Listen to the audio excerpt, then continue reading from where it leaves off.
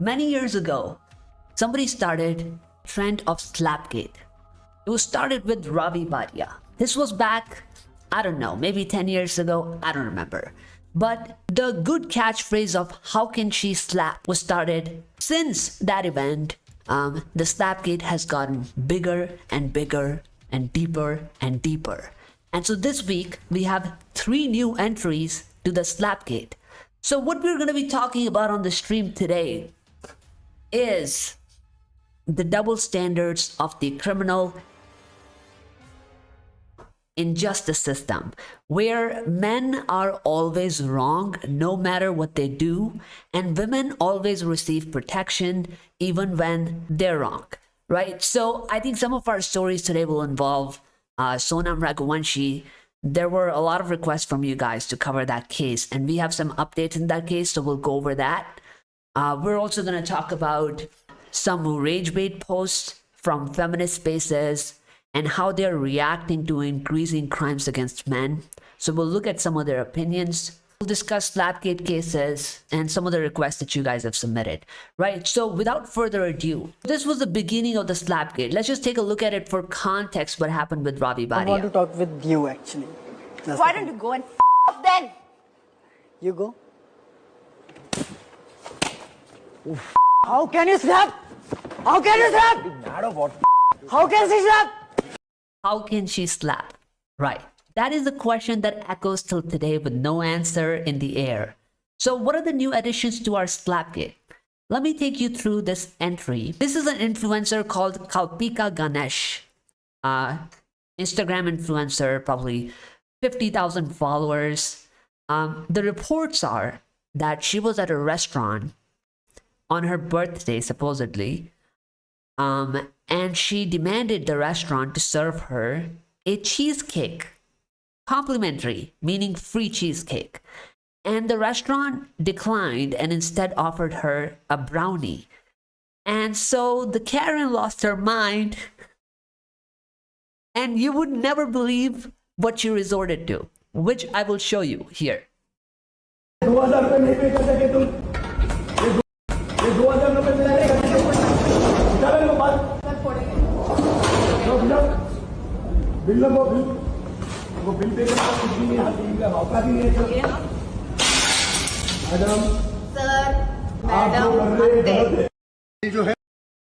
So she's breaking the restaurant property. She's abusing him, and she's refusing to pay the bill as per the reports, which was around $2,000. जो है वो bill pay करो, जो बोल रहे आपके आपके मुंह पे फेंकना, आप कहाँ फेंकते फेंको मैडम, बिल तो पे करो पहले. Interesting detail. This video that you're seeing now, it is shared by Kalpika Ganesh on Instagram. So she apparently went live while this was happening. I have to say that some women are just queen of self-owning themselves.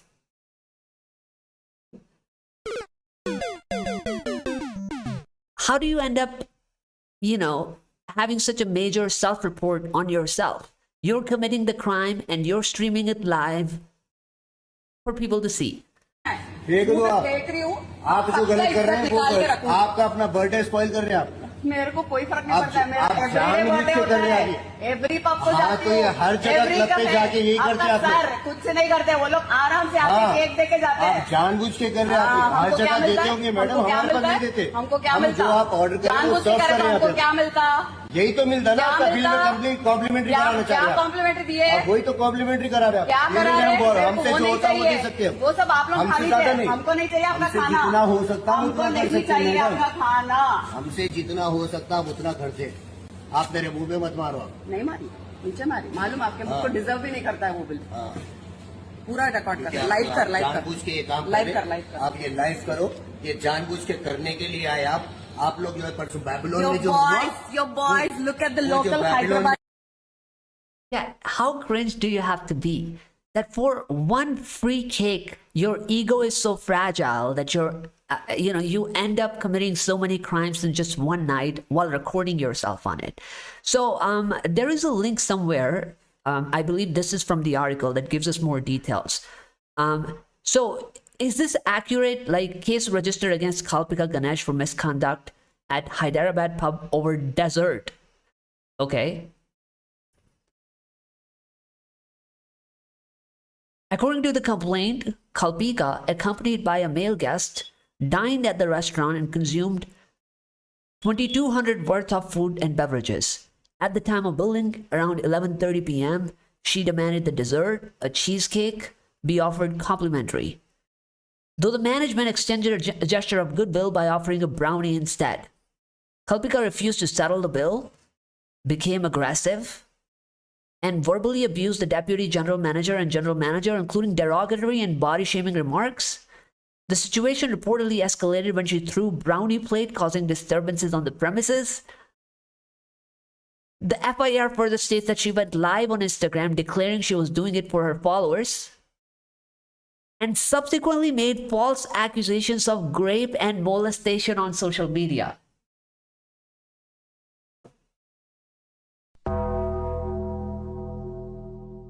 How does this keep happening, chat?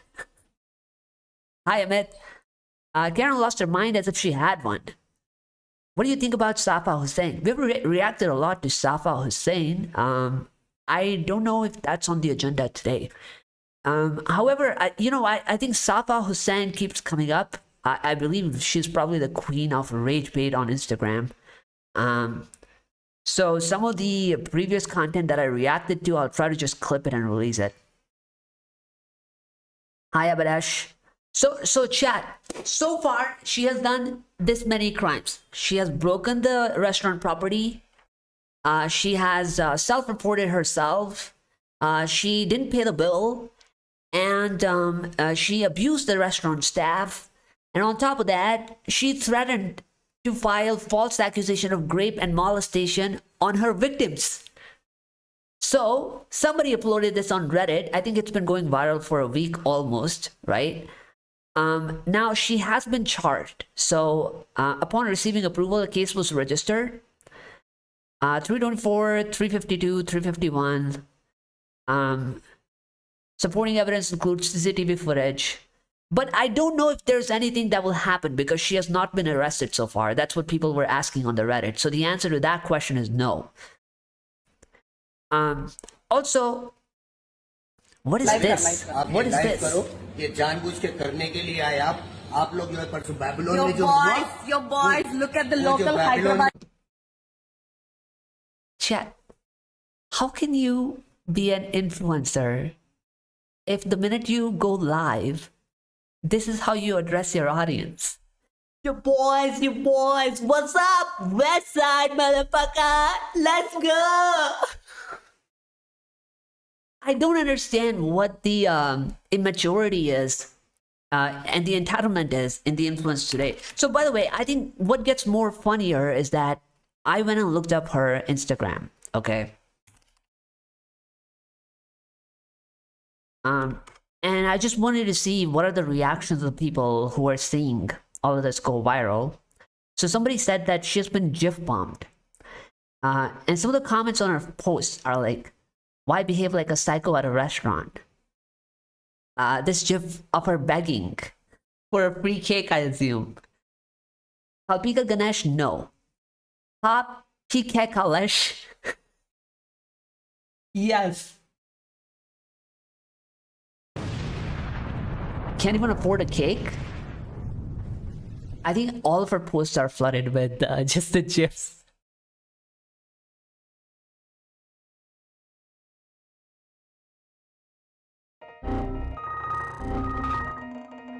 Fatal error, chat. We should not take grape seriously. No, I think we should take grape seriously, but just as seriously as we take grape of men. We should give just as much attention to women. I don't take anything women say seriously, bro. Okay, I think you do have a point that given how much women, like how casual it's become for women to just use rape as a weapon to harass and blackmail men, it really trivializes the real abuse itself.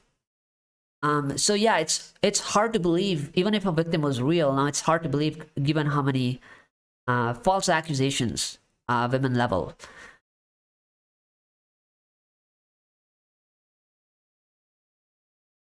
Yeah, so I think the funny content is just the replies on her Instagram, which I think is a little bit of justice we will get. But anyway, let's move on, chat. The second entry to the Slapgate is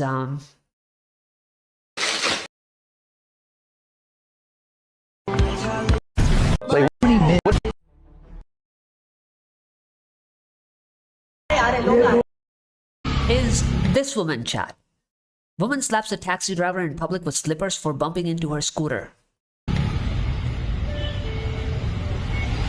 video जो बना किससे पूछ के video बना रहे हैं? क्यों? किसको पूछने का? किसको पूछने का? किससे पूछ के वीडियो? किसको पूछने का? बनाएगा वीडियो, बना वीडियो। हेलो। मारो मारो चलेगा मारो। वीडियो बनाएगा ना? बना रहे मारो। बना वीडियो। हाँ। बना वीडियो। बना वीडियो। चल बना वीडियो। बना वीडियो। बना वीडियो। बना वीडियो। नारायण पंकज ये यहाँ पे एक ऑटो वाला है। ये बदतमीजी करे से मेरा पैर कुछ ना उसके बाद ये वीडियो बना रहे खड़े होके। हेलो जी okay please come in. So anyway, chat, you saw that. I was just looking for some context into it. There is some reports here, I think. Video बना रहे हैं। क्यों? किसको पूछने का? किसको पूछने का? So auto driver assaulted in Bangalore. Woman hits driver with slipper. And I'm pregnant. And then woman apologizes, says she's pregnant. Couple bows at the driver's feet. This is a video of that. So apparently what's happened, the full context into it is that the man, as per the report, the auto driver, was accused. Let me see if there's an article somewhere here. Yeah, here's a source. Thrashed with slippers, Bangalore techie held for assaulting auto driver.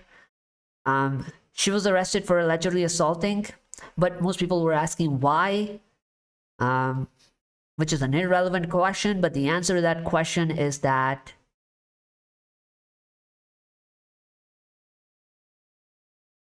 I believe she was accusing him of bumping into her two-wheeler. Yeah, she claimed that the auto had brushed against their vehicle, leading to an argument. And so the driver started recording the argument, and she did what she did. But apparently, one day after that, when the charges were filed, not charges were filed, but I think it was reported to the police, because apparently the driver in this case is from the auto union, and auto unions in Bangalore have a lot of influence. You know, they organize a lot of protests. They have a lot of the vote bank. So police usually has to listen to them. They get pressurized. So what they ended up doing was not arresting her, but instead they let her go with an apology. And this is the apology.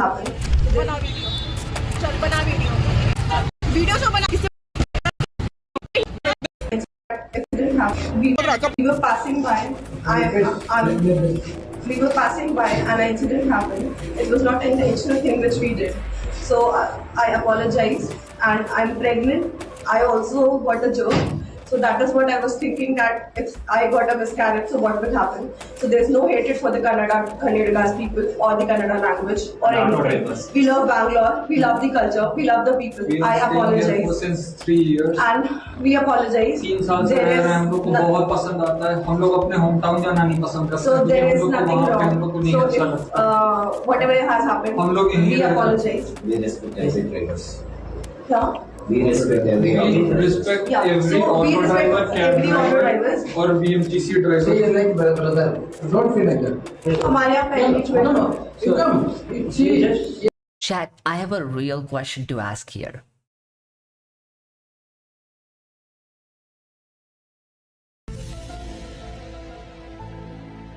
Why is the woman of the husband apologizing for her crimes? That is what I want to ask. Show Dick some respect.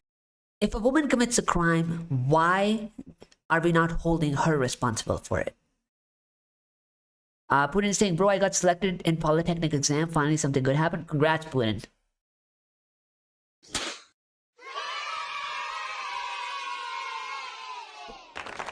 Great job, man. Great job. And she's here.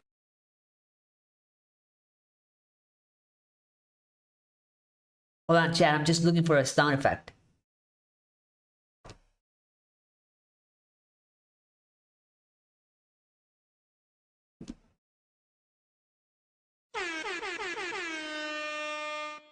This one is converted to South versus North. In reality, was gender issue. His husband is also North Indian, but he did not behave the same. He knows the consequences. I think generally all men know the consequences because, as the title of the stream says, the criminal justice system treats people equally as long as gender is not involved. But when women come in the picture, then we have criminal injustice system, which means we have a two-tier justice system. One class is treated differently than the other. So men are punished, which is why they know the consequences, and that's why they do not behave with entitlement. But women don't have the consequences, which perfectly explains why they behave in an entitled manner. I mean, they didn't arrest this last lady that we just talked about, Kalpika. Well, then why would women ever learn to behave when you're not just giving them any consequences for their actions at all? Auto driver assaulted in Bangalore, no outrage. A random auto driver shouts at a woman in Bangalore. Whole internet starts howling, saying it was North Indian. Yeah, so I think some politics favor people, right? Like, which is what I was saying. It's not just North and South. I think you guys are also not taking in consideration how much power auto unions have. They also have political connections. They can get a lot of shit done. You know, but they can't get a woman arrested. The best they can do is get her to apologize. Hey buddy, I saw your channel, noticed you are streaming some great content. However, you need more followers and views to boost your engagement and achieve the verification or partnership within a month. I can help you get 25 subscribers within 3 days, pushing there to 2,000. Okay, I hope this is not a promotion, but thank you otherwise. I gave the exam when I was... this guy touching his feet, why isn't she touching? See, here's what happened. Here's the rest of the video. So she did step forward to touch the feet. And she was stopped. Did you see that? Somebody's hand comes in, a woman, and she was stopped. So this is the humiliation I'm talking about, right? Now, I want to bring another case into the picture. How many people remember this guy? This is also a Bangalore auto driver. But in this case, the roles were reversed. It was actually the auto driver that slapped the woman. He was arrested. This is his mugshot taken by the police on the right side. And he also offered an apology. But apologies do not work when the crime is committed by the men. But they do work when crime is committed by a woman, because they did not charge her with anything, as per my knowledge. And there were no arrests made. They were let go off the apology. But the main question is, chat, that even when humiliating her in apology, why is the husband being made to bend on his knees while the woman who actually committed the crime is not even apologizing as bad as her husband is? So this is Slapgate case number 2. But the major entry, ironically, and honestly, when I'm talking about the chat, I'm just realizing how come all the taxi drivers, Uber drivers, Ola drivers, food delivery drivers are involved in all of this shit. I think we need a special police to protect these guys. So this is Slapgate number 3, chat. Karen reports assault. Turns out Karen was the assaulter. Rapido driver slaps woman in Bangalore. Video shows her falling on the ground. A video shows Rapido bike taxi driver assaulting a woman passenger in Bengaluru's Jayanagar. The woman is said to have confronted the rider over rash driving after getting off mid-ride. The situation worsened after she reportedly refused to pay the fare and return the helmet. The driver was then seen slapping her, causing her to fall on ground. This was the first report that was released. So what happens to a driver right after this? As soon as the woman reports this as a crime, Rapido bike taxi driver booked for slapping customer in Bengaluru. And this is the video.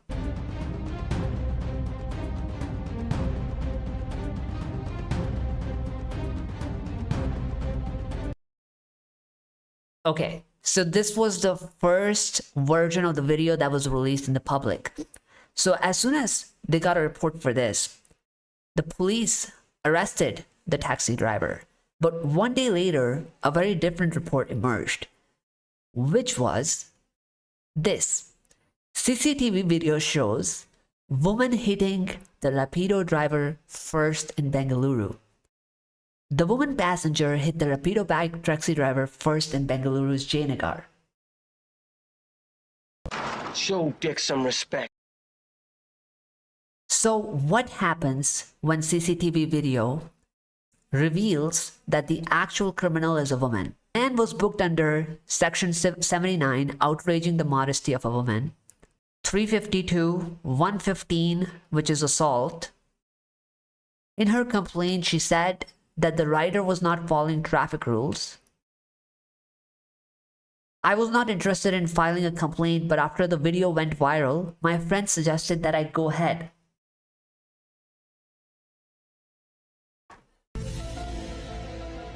Lady, how does that even make sense?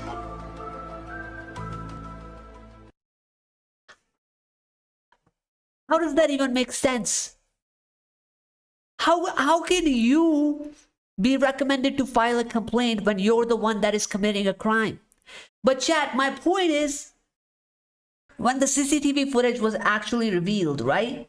Did they then arrest the woman? What do you think, chat? The answer to that is. The answer to that is no. Show Dick some respect. She was not arrested. So if a woman commits a crime, she just doesn't get arrested in this country. So anyway, chat, that is the 3 Slapgate events from this week. But you know what it reminded me of? How many of you remember Hitesha Chandranee? Because since Kalpika is an Instagram influencer, it reminded me of this case. But if you remember Hitesha Chandranee, let me know in the comments. What do you think has happened to her all these years later? Bengaluru woman Hitesha Chandranee booked for assaulting Zomato delivery man Kamraj. This is a story from probably 2021, where just like Kalpika wanted free cheesecake, this woman wanted free food. And she was the first one to report that she has been assaulted by a Zomato delivery driver, right? And when they start probing the case, then Kamraj, which is the delivery guy, came out and he said, no, I didn't assault her. It was her who started beating him with the slippers. But irony is that police had registered case against Zomato driver when it was first reported by the woman. But when the truth actually came out that she was the assaulter, guess what happened, chat? Do you think they charged her with any crime, or what do you think the response of the police was? Yeah, I know I'm talking about all the so-called social reformers. I remember her, that Surpaneka. Yeah. So, chat, given that we don't arrest a single woman who behaves like this, do you not think that lack of accountability is a catalyst for the rise in cases like these? So they could have made an example out of Hitesha, but they didn't. Then they could have made example out of Kalpika. They didn't. They could have made example out of thousands of these women that are beating these taxi drivers, but they never do. So what happens in return? Women just behave with entitlement, and then they beat the men, and they get away with it, right? So I think I just wanted to show you what Bangalore police actually did with Hitesha. I think it was mentioned somewhere in the article here. Let me see if I can find that. Okay, yeah, so this is the article. Bengaluru cops to drop probe as Hitesha Chandranee refuses to file the statement. There is nothing more to investigate merely based on the allegations from the accused and woman, an investigation officer said. Okay, so let's just read this article carefully to understand what police's reasoning really is, because it's quite twisted in reality. Hitesha Chandranee, who had accused the Zomato delivery boy of punching her, had told us that she went to Maharashtra to meet her aunt when we called her to come for the questioning. A day later, media reported that she has left the city, and again she posted a comment to claim that she has not gone anywhere. We had sought medical opinion from St. John's Hospital, and primary observation revealed that the injury which she had on her nose is not the kind of an assault or punch. However, we are waiting for the final report. It may be recalled that on March 9, Kamraj had gone to deliver food, okay, blah blah blah, blah blah blah. Kamraj also alleged that she tried to frame him by saying he punched her. Didn't Kamraj also register a case against her? Hours after Chandranee posted the video, Kamraj was arrested by the Bengaluru police. However, he was granted conditional bail on Thursday. On March 15, then Kamraj filed a counter FIR against Chandranee, where he accused the woman of attacking him with slippers first. According to Zomato delivery boys, he was only defending her attack when her own hand hit her nose. So this woman hit herself while hitting the Zomato driver. Kamraj also alleged that she tried to frame him by saying he punched her. But when he registered the case, then I believe, okay, this is March 22, so this is after Kamraj's complaint. Then they ended up dropping the probe, claiming that Hitesha is not cooperating with them. Woman is just posting her comments in social media accounts and is not coming to the station.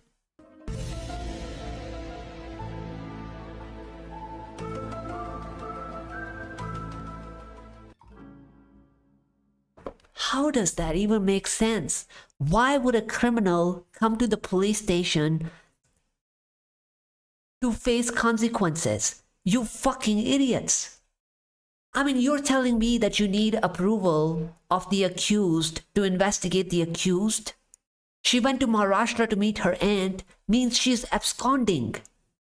How is police this deliberately incompetent when the crime is committed by a woman?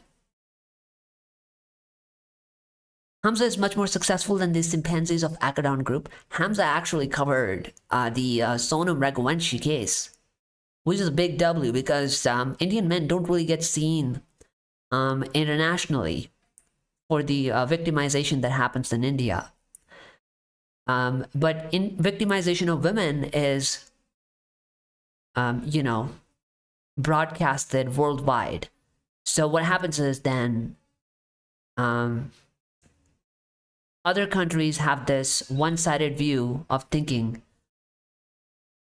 that men bad, women good, because they only see one-sided news. So the fact that Hamza covered it, I think, is a W, because that will give like a balanced media to countries overseas. But anyway, Chad, I think this was a Slapgate. Now, I think what I want to talk about is Sonam Raghuvanshi. Let's just talk about that for a moment, right? So I don't think we have covered Raghuvanshi case on this channel before. We haven't talked about it at all. So I'll give some context to the people who somehow may not know it. And then we'll talk about some updates in this case. Body was found in a deep gorge. Sonam Raghuvanshi's case, I think this short does a good job of explaining it, right? I think it's just along the lines of Saurabh Rajput, where women typically marry the husband and they try to eliminate him to run away with the lover. Elimination in this case literally means getting rid of their life altogether. A honeymoon in the hills of Meghalaya has turned into a chilling mystery. The husband's body was found in a deep gorge and the wife is still missing. Let me tell you the story. So this was when the case was first reported, when Raja was missing. And Sonam Raghuvanshi, a newly married couple from Indore, left for Shillong on May 20. And just 2 days later, they vanished. On May 27, Raja's body was found at the bottom of a deep gorge, nearly 20 kilometers away from their homestay. The couple were last seen on a CCTV footage from May 22, the day before they went missing. The footage shows them arriving at a homestay on a scooter. They looked completely normal, calm and happy. So where did Sonam go? And why was Raja killed? Police have found a white shirt near Raja's body, which is believed to be the same one Sonam was wearing in the CCTV footage. Meanwhile, her local guide has told the police that he saw the couple with 3 unidentified men on May 22. The search for Sonam is still ongoing. Police, drones and rescue teams are covering remote areas of Meghalaya. Even a special investigation team has also been assigned to the case. But now the big question is, what really happened during those missing hours between May 22 and May 27? Right. So I think this was when the case was first reported, where he was missing, Sonam was absconding. It's been nearly 3 weeks or 4 weeks since that happened, and a lot of other details have been revealed, right? But I think what I wanted you to see is how the society, or I think in the videos that I've seen, how women are reacting to crimes against men. So before we get there, I think let's just take a download on what the case actually is. So apparently when Sonam got married, she hatched a plan to go to the honeymoon with her husband. And during the honeymoon, she hired 3 hitmen to take him out in a remote place where they had gone for the honeymoon. And so these 3 hitmen killed her husband, reportedly in front of her while she was watching, so far from what I've heard from the reports. And she did all of this allegedly because she wanted to escape with her lover. मुलाकात करके अपनी पहचान बढ़ाते हैं। हालांकि ये चारों भी हिंदी बोल रहे थे, इसलिए राजा ने सोचा कि चलो अच्छा टाइम पास हो जाएगा। इसके बाद 22 मिनट की खासी हिल पर पहुंचते हैं, जहां हद से ज्यादा बड़ी बड़ी खाइयां थी, प्लस सुनसान जंगल और दूर दूर तक कोई नहीं दिखाई देता था। फिर ये लोग इसी पहाड़ी के नीचे जाने का प्लान करते हैं, एक बड़े झरने के पास। फिर यहाँ पर जब समय अच्छा देखा, तभी आकाश ने हथियार निकाला और राजा के सर पर पीछे से इतनी जोर से मारा और उसका सर ही फट गया। लेकिन ये सब होते हुए देख रही थी सोनम ने कोई कसर नहीं छोड़ा और कहा कि हिट है, और फिर दूसरा वार पड़ा आगे के सर पर। इतना करते ही कई बार एक के बाद एक वार किया गया। फिर जब राजा का दम निकल गया तो उसे खाई में फेंक दिया गया। और यहाँ पर यह काम करीब 12:30 से 1:30 बजे के बीच में हुआ। और अभी मैं आपको एक ऑडियो सुनाऊंगा जो ठीक राजा के डेथ के आधे घंटे के बाद की थी। जरा आप सोनम की हंसी को देखिए। झरना देखने गए थे, बड़ा वाला। हालत खराब हो गई तो खैर जब सोनम का इतने से ही मन नहीं भरा तो ठीक 2:30 बजे राजा के सोशल मीडिया पर पोस्ट करके लिखा कि 7 जन्मों का साथ, और खुद पूरे हनीमून पर एक सिंगल पोस्ट तक। So chat, you get the case, right? Now, what I wanted to talk about is, have you ever wondered why so many men believe in the idea of Matrix? The whole idea of agents, the red pill and blue pill.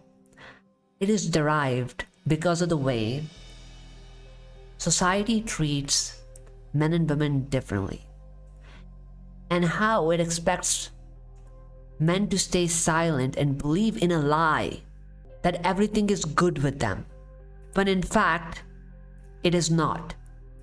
So, I want to tell you a story about how when abuse against men is committed, the Matrix tricks you into believing that it isn't happening. But when abuse against women is committed, the Matrix triggers them to over-report it. And then this leads to the disparity in people's mind, which leads them to believe that crimes against men just don't happen. So we'll talk about how people react to Sonam Raghuvanshi's case. But before that, I remember a few years ago when Google, this is before AI, right? Google was the predominant search engine. I think it still is. It's 89% of the searches. And a few years ago, when you used to type, "Why is my husband yelling at me?" guess how Google used to respond? It used to give you a helpline number. National Domestic Violence Hotline, English, Spanish, 200 plus true. It's encouraging women to report the abuse, right? But when men used to type the same thing in Google, why is my wife yelling at me?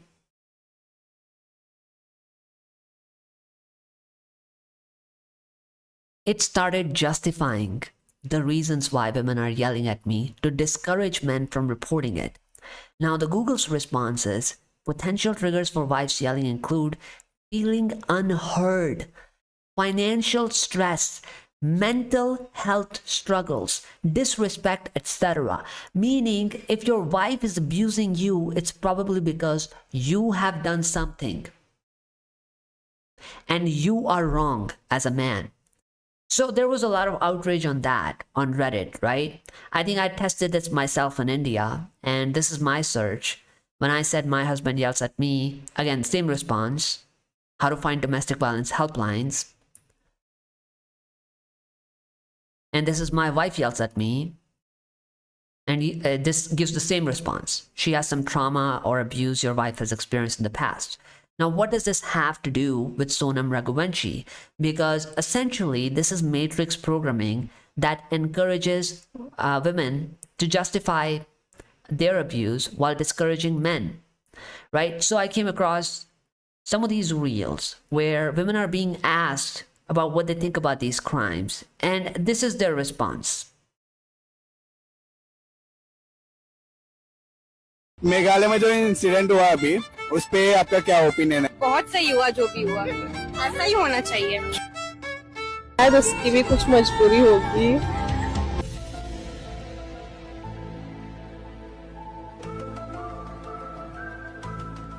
This is what the arrogance among women look like these days. Look how happy women are seeing men miserable.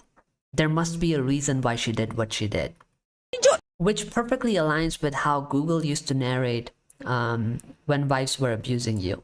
इतने सालों से लड़कियां झेलती आ रही थी ना, अब पुरुषों को पता चलेगा कि अब कैसा होता है। इस पे रोक नहीं लगेगा। Who is she? This is just a rando woman. This is like a an increasing trend of women being radicalized by, I think you can put the blame on anybody, right? But I think there is a point to be made that women are typically influenced by man-hating ideologies or feminism or whatever you might want to call it. And as a result, they end up having these opinions. So this is really a popular opinion among women today. लड़कियां झेलती आ रही थी ना, अब पुरुषों को पता चलेगा कि अब कैसा होता है। इस पे रोक नहीं लगेगा। रोक लगना चाहिए, मैं मानती हूँ, लेकिन दहशत जो है ना वो अच्छा है। ये दहशत अच्छा है? हाँ, लड़कों के लिए जो ये करते हैं ना, लड़कियों के साथ गलत काम है, करते हैं, उनको काट के फेंक देते हैं, अब उन्हें अंदाजा मिलेगा कि एक्चुअली लड़कियों के साथ भी जो होता है वो अब तुम्हारे साथ होगा, तो तुम्हें कैसा लगेगा? ये पुरुष समाज डर में आना चाहिए। I think what she's not, I think, Chad, I genuinely think what women are not realizing is that their logics are very self-validating in nature.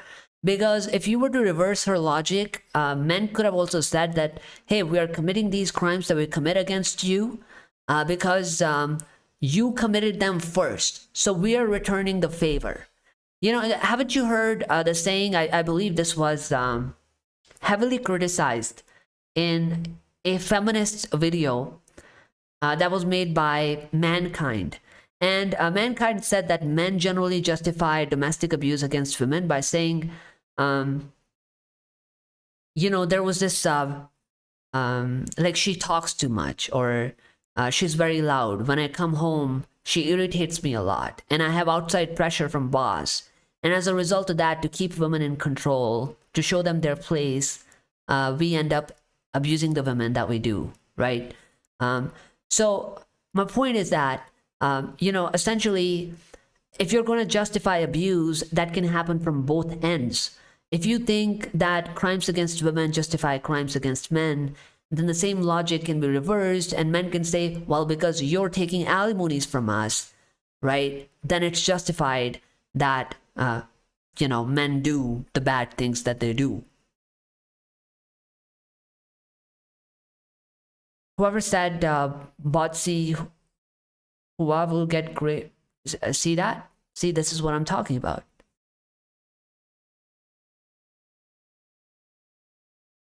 but I think I was okay that if it stopped with just general public opinion, but then I started seeing some articles come out on Sonam Raghuvanshi, and few weeks ago we were talking about Muskan getting sympathy from media, and before Muskan we were talking about Sujana Seth getting sympathy from media.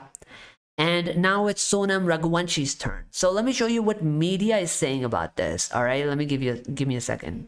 So this is a lawyer. Now chat, who remembers our stream from last month? Let me refresh your memory.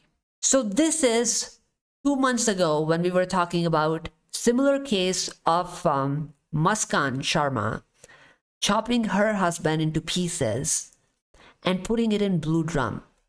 What do you think the response was from media personnel and the legal fraternity? That Muskan, who is jailed to put husband in pieces, received Ramayan from actor who's politician in Ramayan TV serial. Do you know this? Request Meerut murder accused get visitor in jail. Meerut murder accused murdered Saurabh Rajput chopped up. Yeah, नीचे करना भाई, ये समझ नहीं आया मेरे को भैंसो. Check this out. They encountered an unexpected visitor, actor turned politician. Actor turned politician, guys. यार क्या लिखा है यार ये? Are facing difficulties adjusting to prison life as if it is like their next life का chapter. And that was not even the end of it. And then we moved on to a lawyer who was commenting this. वो भी free में क्यों? This is so wrong. उसको वकील नहीं मिल रहा. आपने पेशकश की है कि आप उसका केस लड़ेंगे, वो भी फ्री में क्यों?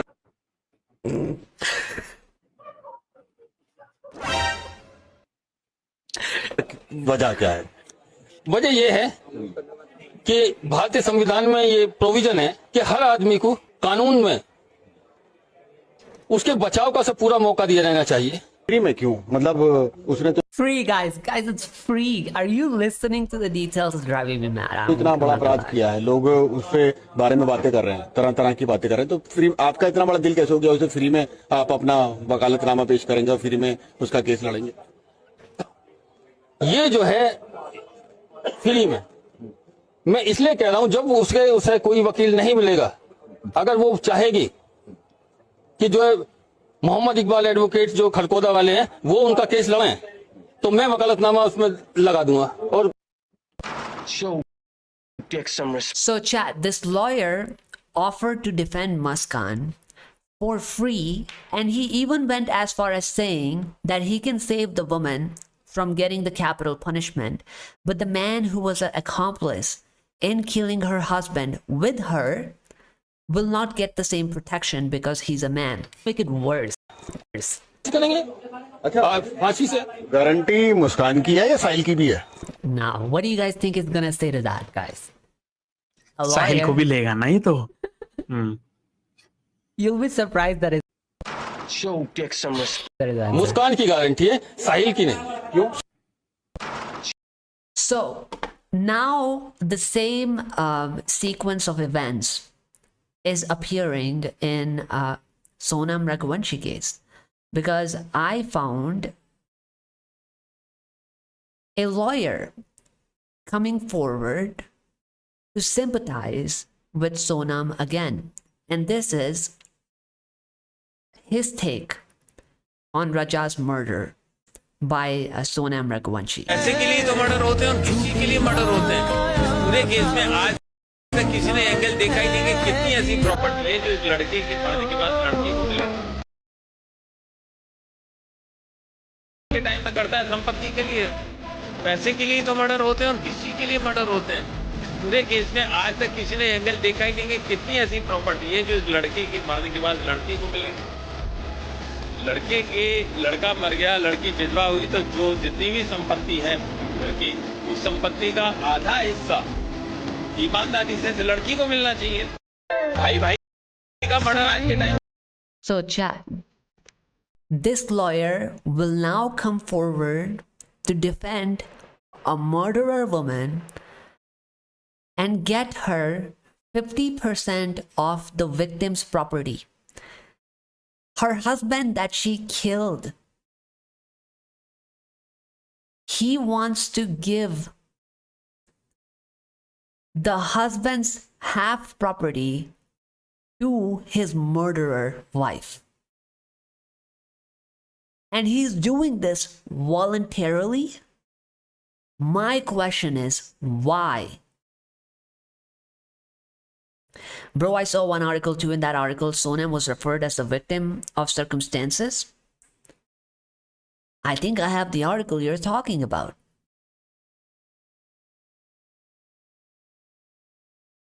Bro, this guy didn't deserve to play Bhagwan Shri Ram on TV. Oh, you're talking about that Muskan guy who paid a visit in the jail and gave a Ramayan? I agree.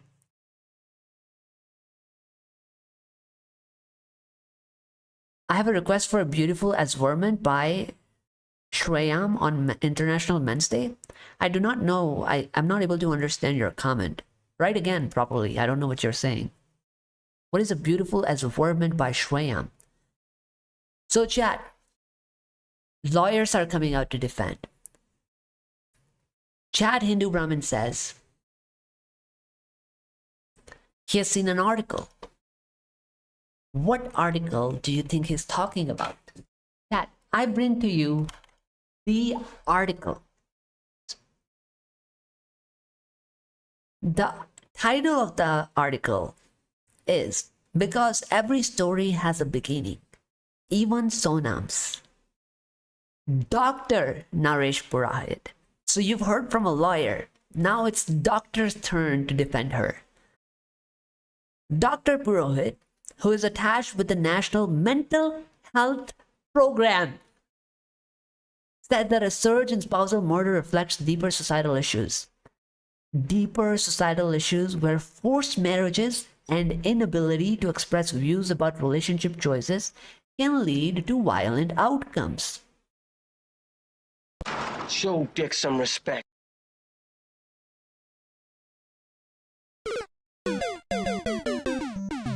Now, chat, why do these same lawyers, doctors, people are not seen anywhere when men commit violent crimes? You know, the so-called stories about dowry deaths, dowry burning, the grapes. Why don't you justify that? So, chat, I actually wanted to make a point, all right? I also remember this is not a beginning, right? So I'm trying to take you to the story that this is a story in Home to Home.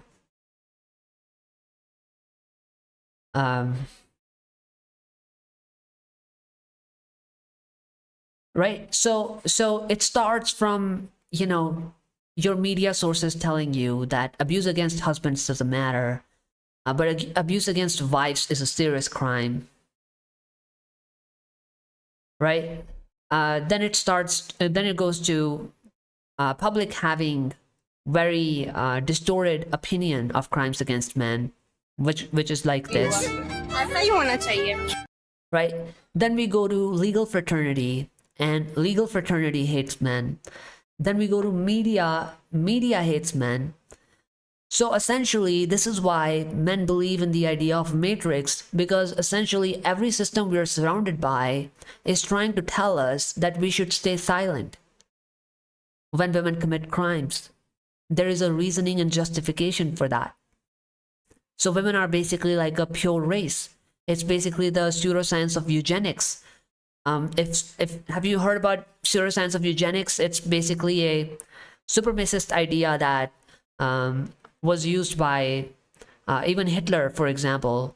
And it was like, white race or XYZ race is superior, it's pure, and the other races are corrupt. They're more likely to commit crimes. So they theorize these eugenic theories to argue that the Jews or the black people or, all of these other races are inferior to them. And thus they should either be controlled or eliminated. So essentially what the media is doing today is that it's employing the same weapon, which is to say that a woman commits a crime, it's a pure race, it was possessed by an outside demon, was suffering from mental health or there must have been a reason to make her do the crime, because woman without any of these conditions is a pure race which would never commit a crime.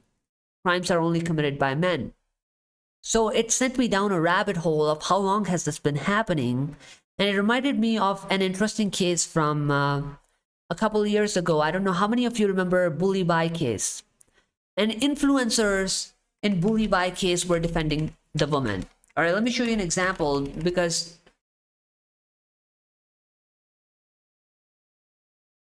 this is not the first time media has written articles like these. So Bully Bhai was a case where women were allegedly auctioned online, whatever that means, maybe prostitution, something related to that. And a woman was the architect along with a man in committing these sexual offenses. So when that woman was arrested, then these influencers were coming out. Javed Akhtar urges people to forgive 18-year-old Bully Bhai mastermind. Show compassion. Why?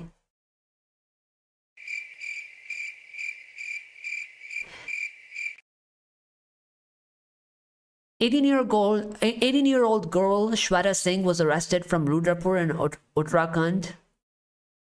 He said in his tweet that the accused girl should be shown compassion and forgiveness for her mistake. These are his tweets. If Bully Bhai was really masterminded by 18-year-old girl who has recently lost her parents to cancer and corona, I think the women, or some of them, meet her and, like kind elders, make her understand that why what she did was wrong. Show her compassion and forgive her. This is an actual tweet.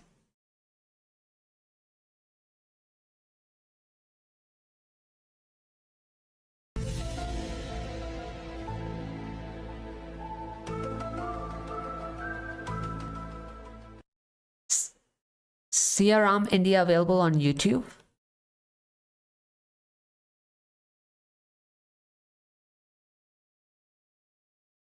I want this doctor to talk rapist mental health. That's exactly my point. They can do the same thing for crimes committed by men, but they don't do it. Now we should shift this hate towards dishwashers.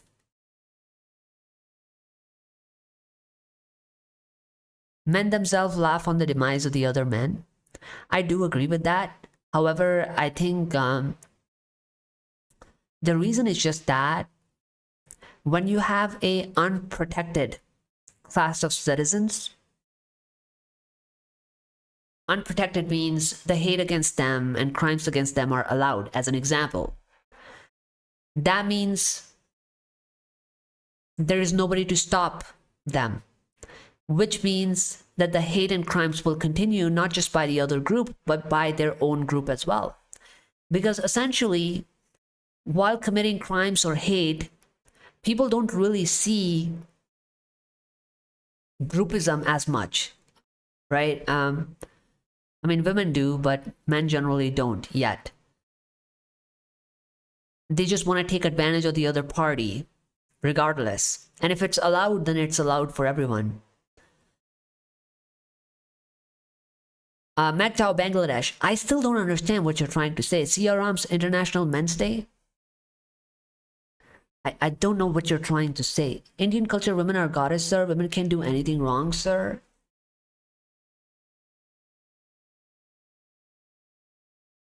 Show Dick some respect.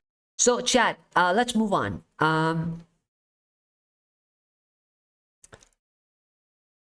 What's the next story? Wait, before we move to the next story. Wait, chat. Here's a tweet of how domestic violence is treated. Me and my brother took our father for treatment after he was physically assaulted by our mom as she's going through mental depression. Okay, so this is just streak continues every time women commit a crime. Here is a Times of India psychiatrist When a guy reports domestic abuse, I'm a 34-year-old man dealing with domestic violence at the hands of his wife. We have a 2-year-old daughter. It has become a daily scene and the whole building knows about it. I'm totally broken. I feel like I'm only living for my old parents. Her parents always take her side when I try to talk to them. And the answer is, this is a psychiatrist writing an answer. It is possible that your wife may be struggling with mental health issues and has not had an opportunity for someone to provide the right guidance. Show Dick some respect. Make an attempt to go for couples therapy. A counselor will be available to address the root cause of the problem and also help you set and enforce healthy boundaries. Here is another Times of India article. No wonder men believe in Matrix. My wife gets very violent during fights. Please help. So somebody posed a question. This is Times of India. I've been married for nearly 4 years and I'm going through the most difficult time of my life. My wife is extremely short-tempered. There are times when she would hit or kick me, and she also bangs her head on the wall. There is no fixed trigger that makes her do that. I tried every possible way I can in my capacity to avoid fights, but I have failed. I even choose not to respond sometimes, which will also trigger her. She will say something abusive to me, which I will respond in a similar tone, and then the chain of reaction starts.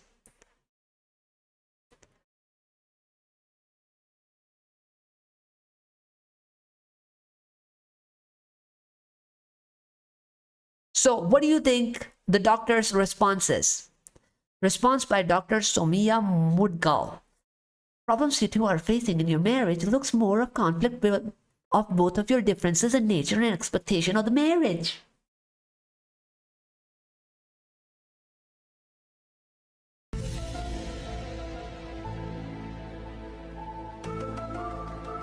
Both of your differences? Doctor, are you sure about that? It would be ideal to seek help at individual levels and work on self with the help of a counselor, as it is obvious that in spite of all your differences, you two are much in love.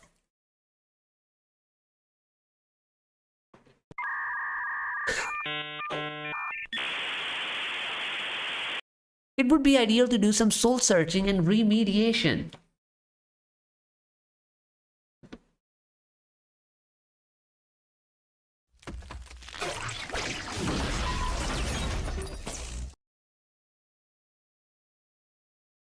There's a great commercial on YouTube by CRMs, India based on international. Okay, now you said it properly, so I understood you. And I'll check it out in a second. Bro, I'm depressed due to that psycho woman allegation. So chat, for those of you who don't know, Putin has been almost, I think we can say, lynched. He survived the lynching, but there's a woman who accused him of harassment, and 5 simps attacked him. No questions asked. He's saying to what CRM's International Men's Day at. Okay, let's go check it out right now.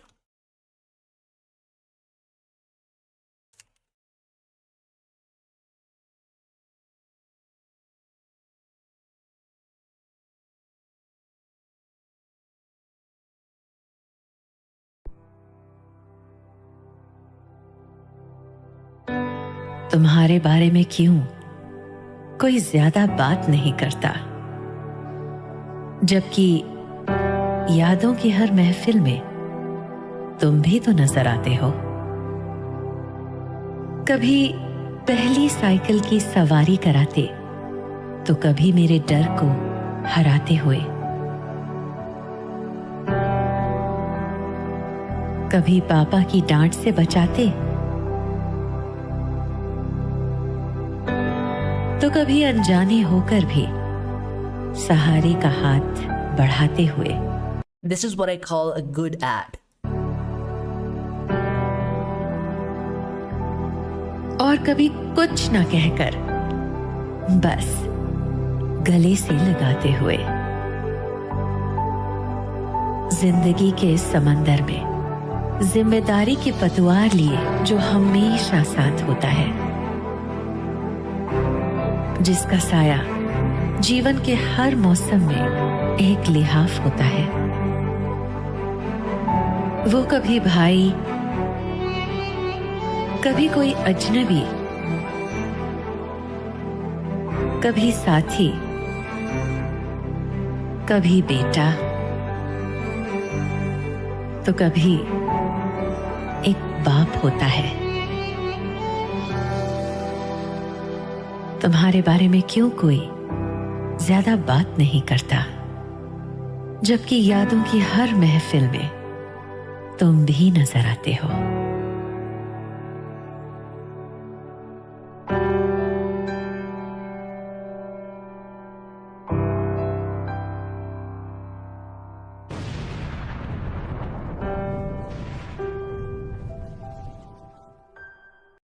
W ad chat. I think ads like these are very rare. And unfortunately, it only has 483 views.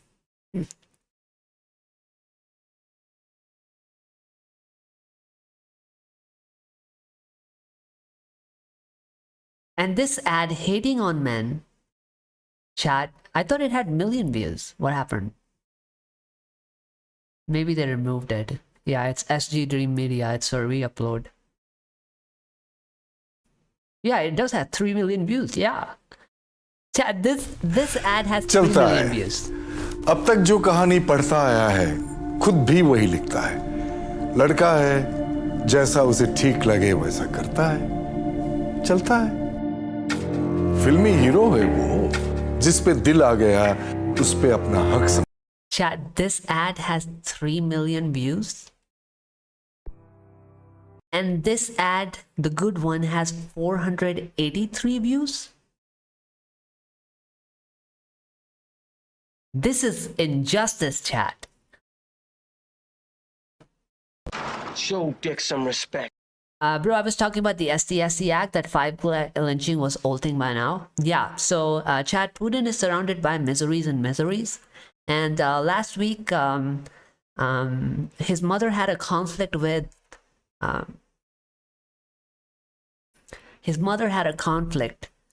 one of the neighbors, I think is what he said. So his mom and a female neighbor had an argument over something, and that female neighbor turns out to be from SC/ST caste. So she files a case against their entire family, including Putin, and they're at risk of being arrested or being prosecuted. On top of that, Putin says that the woman that has accused their family of ST Act has also framed, I think something like police commissioner, I think is what he said. Let me see his email.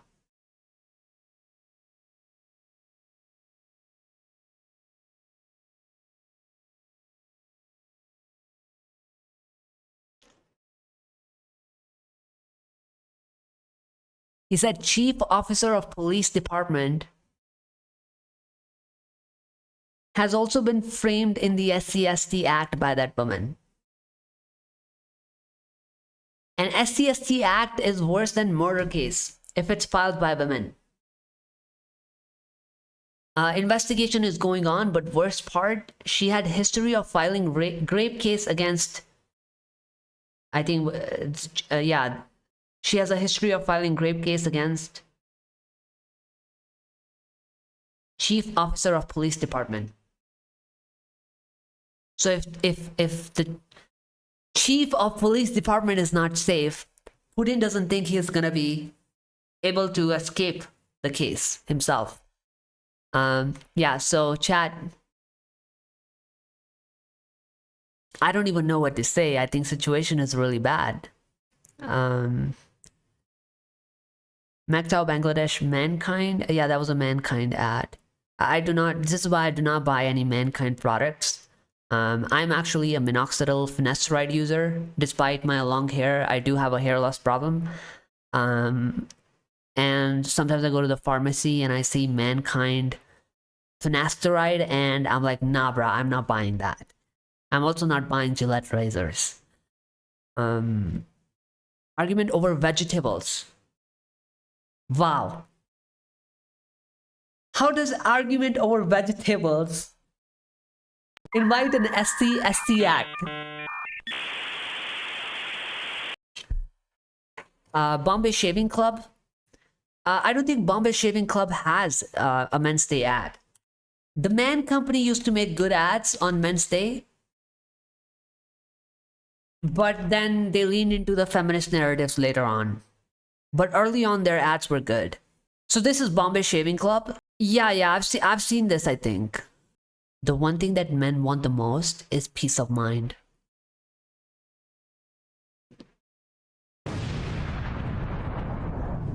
Oh wait, I'm not even on the screens.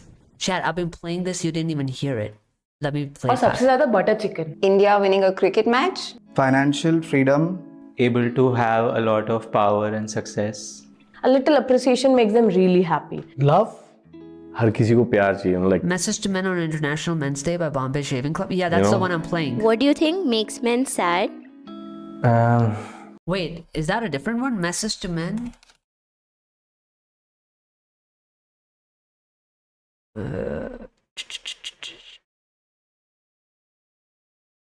From the Bombay Shaving Club, there is only one video, which is this one.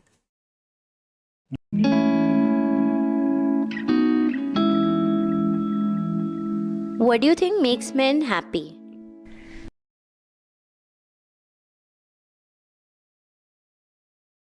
For some minutes, would live be continue after 30 minutes? Yeah, I'd be live after 30 minutes as well. Yeah, go for your dinner. I think compliments, because they also get ready in a hope that they will get some, but बेचारों को मिलते बहुत कम है. Sex. Food, maybe? और सबसे ज़्यादा butter chicken. India winning a cricket match. Financial freedom. Able to have a lot of power and success. A little appreciation makes them really happy. Love. हर किसी को प्यार चाहिए, like, you know. What do you think makes men sad? Not being able to spend quality time with their parents. I think lack of respect. Heartbreaks, probably. I think when they are lonely. रात की आखिरी cigarette. By God, it makes them really sad. What? Bro, the pink shirt one. Click on the pink shirt one. Okay, pink shirt one, bro. 2 साल drop किया है, फिर भी IIT नहीं निकला. 3 साल से जॉब कर रहा है बंदा. अभी तक कोई इन्वेस्टमेंट है भैया तुम्हारी? एक गाड़ी भी नहीं ली गई इनसे, बस मेट्रो में ही घूमना है क्या? जिंदगी भर किराए के घर में रहना है इसको तो. अपना घर कब लोगे बॉस? No pressure dude. लोड मत ले बिल्कुल. Do whatever you like. जो अच्छा लगता है वो कर. Take your own sweet time. दूसरे की मत सुना time. Walk your own path. कितना टेंशन लेगा? Live your life your way. Take it easy. This means. See, Chad, I think the best way to get the right narratives in the media is through companies that have majority male consumers. And if men as a customer were to hold high standards of how they should be represented in the media, and if they were to hold these companies hostage, because essentially if you're the majority customer, you can dictate whether or not you will buy from them or not. And if your loyalty as a customer is conditional based on what you want to see and hear from them, then these companies will make the ads that you demand. So I think these companies like Bombay Shaving Company or the Man Company are great examples of the brands that we should incentivize when they make good ads. And the companies like Gillette that dehumanize men, they should actively be punished. Just like we did with Bud Light, right? Conservatives basically tanked the reputation of Bud Light. They lost a lot of stock value. They lost a lot of customers for adopting a woke agenda. Why? Because Bud Light's majority customers were young conservative men, and they did not want it to be associated with a brand that promotes LGBT woke agenda. So given that their majority customer base said no, the Bud Light stock went down, and they lost a lot of revenue and profits. So then they had to go on a media tour with UFC, because UFC again is a brand that has majority men customers that watch their events. And Dana White actually agreed to help them redeem their reputation by partnering with Bud Light again. So your majority customer can control what the brand does. Bud Light does bad, Bud Light doesn't get customers. Bud Light apologizes and Bud Light redeems itself, Bud Light gets the customer back. So I think if men were to do the same thing with companies like Gillette, if they're making a bad ad, you stop buying, there will essentially be no bad ads coming from these companies. So I think Bombay Shaving Company is doing a good job based on what I'm seeing. It was a W ad. But let's move on to the next story. So I've been lurking a lot on, well, not a lot, but somewhat, on feminist spaces to kind of understand how the mentality works. And apparently there is a gold mine of content there. Chat, here's a post by a subreddit called Insta Celebs Gossip. The title is Day 4839 blah blah blah blah blah of men getting applause for doing the bare minimum and women upholding the patriarchy in the name of religion. Gee, I wonder what this post is about.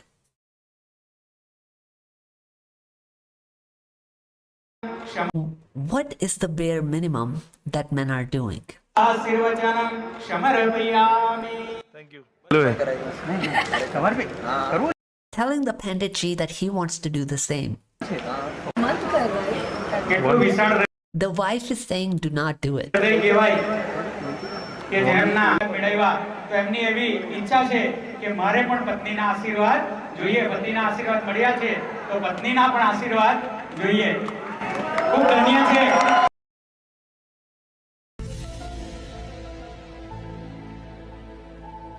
Show Dick some respect. The man is so ashamed of being a man that he's apologizing by adopting humiliation for himself. But that aside, I don't know what people's take on this is. I'm not very familiar with the religious context, but essentially the argument is that if a woman is touching a man's feet during marriage, then the man should also do the same. Okay, fair enough, right? Fair enough. I'm with you over there, even if you want to say that. I do not know the religious context, so I cannot comment on that. Okay, however, it says men are getting applause for doing the bare minimum. So these feminist spaces have a problem when men humiliate themselves equally in front of women. They think it's a bare minimum and it doesn't deserve appreciation. I don't know what women upholding patriarchy means. Probably they're talking about the fact that she asked him not to touch her feet. So that in their mind means that she's upholding the patriarchy. Fair enough. Fair enough. Now, what I want to ask to everyone, chat, is that few months ago, we had the roles reversed. Let's just go back a few months ago. So at least in this clip, men are doing the bare minimum of returning the favor in the process of humiliating themselves. And women think that it doesn't deserve appreciation. But women are not even doing the bare minimum when women are asked to propose men back by bending their knee. So this is an example of when the roles were reversed and one woman did try to propose the boyfriend or her fiance or whatever you want to call it in order to reverse the stereotypes or the gender roles. What do you think the response from other women was? This is the post where a woman proposed to a man. And these are the comments. Does he sit down to pee?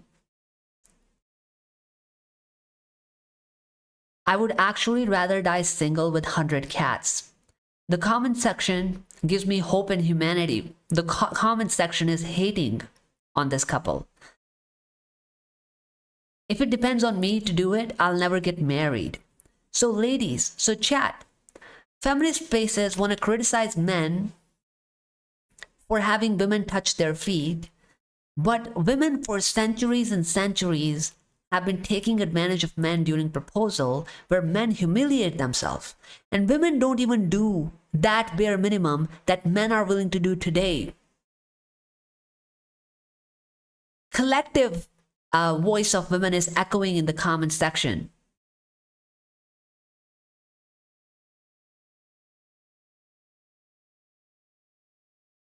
My dog just watched this and turned into a cat.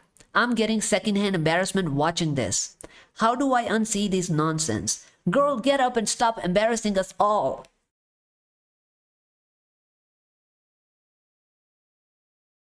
Professor is live?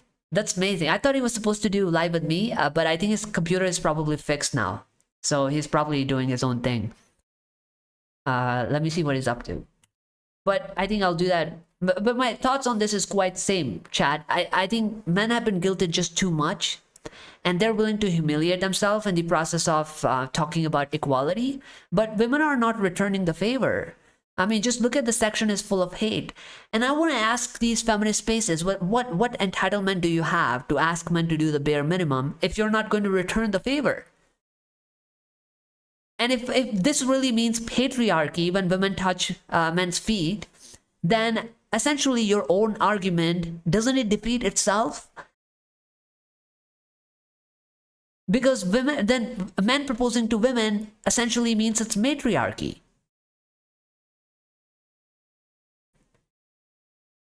Comment section consisted of unhappy people. And they're mostly women, by the way. I'm not even shitting. They really are. Marina. I'd clean the entire house with Q-tip before I did that. So see, she's a woman. Rose Diaz is a woman. These are mostly women. This is a woman.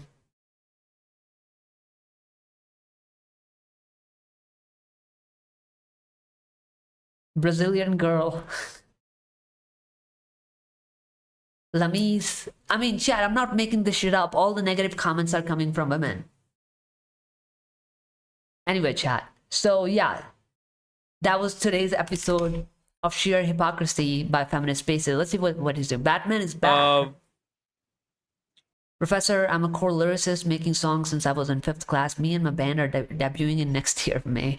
I don't know what he's covering today. I think this might just be a chill stream. Funding उठा लो laptop. Okay, so let's get back to it. Join Professor.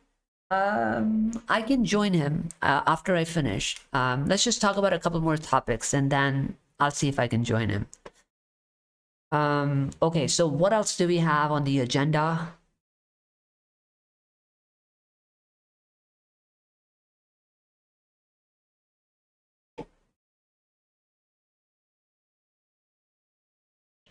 So talking about the bare minimum. आज हाँ भाई कौन है आज? Hurt करने के ना बहुत सारे रीजंस होते हैं, या अगर हम ब्रेकअप भी कर रहे होते हैं तो 3-4 रीजंस होते हैं हम गर्ल्स। क्या रीजंस हैं? Emotionally, physically, financially. इमोशनली अगर आप मुझे अटेंशन नहीं दे रहे हो तो मैं चली जाऊंगी किसी के पास। इमोशनली अटेंशन चाहिए, ठीक है। फिजिकली अगर आप मुझे सेटिस्फाई नहीं कर पा रहे हो तो मुझे जाना पड़ेगा। अच्छा, मतलब अटेंशन के साथ साथ दिन भर चौदम पट्टी भी चाहिए, ठीक है। अच्छा। फाइनेंशियली आप कोई ज्यादा पैसे वाला मिल जाएगा तो मुझे निकलना पड़ेगा। अच्छा, मतलब काम धंधा छोड़ के तेरे पीछे पड़ा भी रहे और पैसे भी कमाए, वरना Chad, this has to be the next level hypocrisy, bro. Like, you're literally openly admitting that if a man doesn't make a lot of money, you will leave him. So talking about doing the bare minimum, but turns out the only one who doesn't do the bare minimum is women. How come are you gonna talk about these hate posts? Oh, men don't do the bare minimum. You can't even take care of yourself. You're like intentionally handicapped. Doctor हूँ मैं, मतलब शादी के लिए लड़के देख रहे हैं लेकिन बिल्कुल अच्छे रिश्ते नहीं आ रहे कुछ, तो क्या करना चाहिए? Chat, talking about the bare minimum. Look at women enlisting all of their requirements from a groom. कैसे अच्छे लड़के चाहिए? तो मुझे मेरा हॉस्पिटल डाल के दे, फिर वो मुझे बिजनेसमैन भी मिला तो चलेगा, पर अच्छे रिश्ते ही नहीं आ रहे, मतलब हॉस्पिटल डाल के पहले देगा आपको। मेरे पापा ने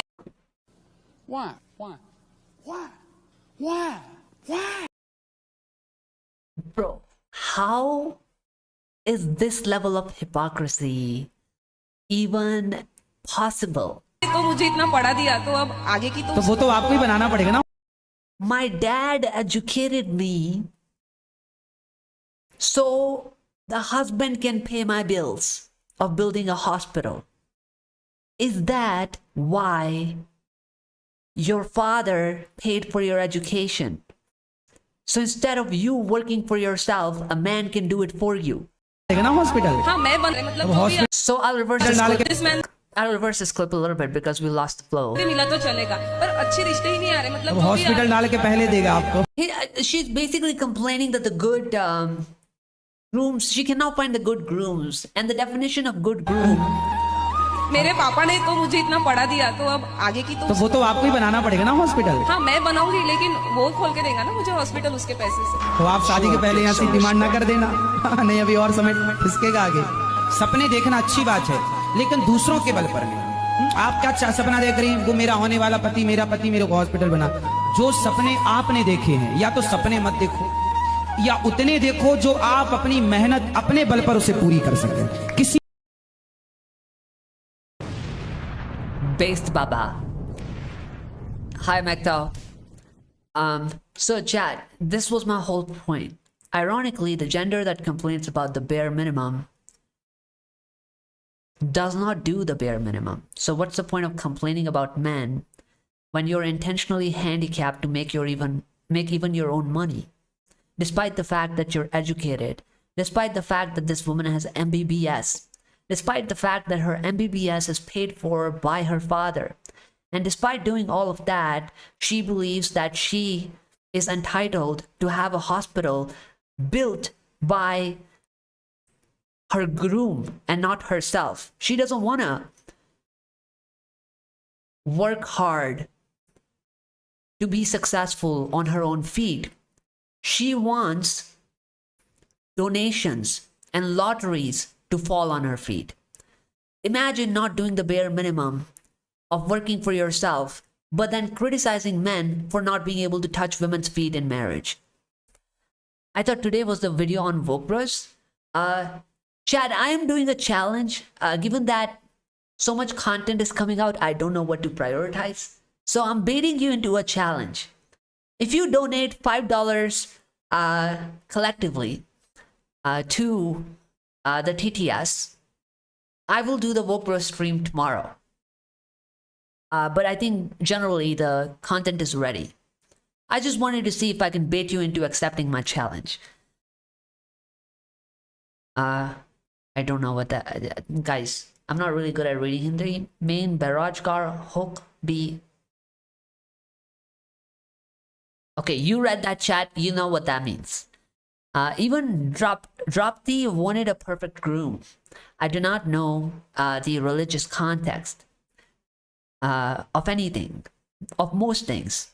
It was always like that before women wanted gold. Now it's iPhone, etc. Yeah, the problem of the hypergamy is that people thought that if they were to educate women, they will be self-dependent. But women had a different idea.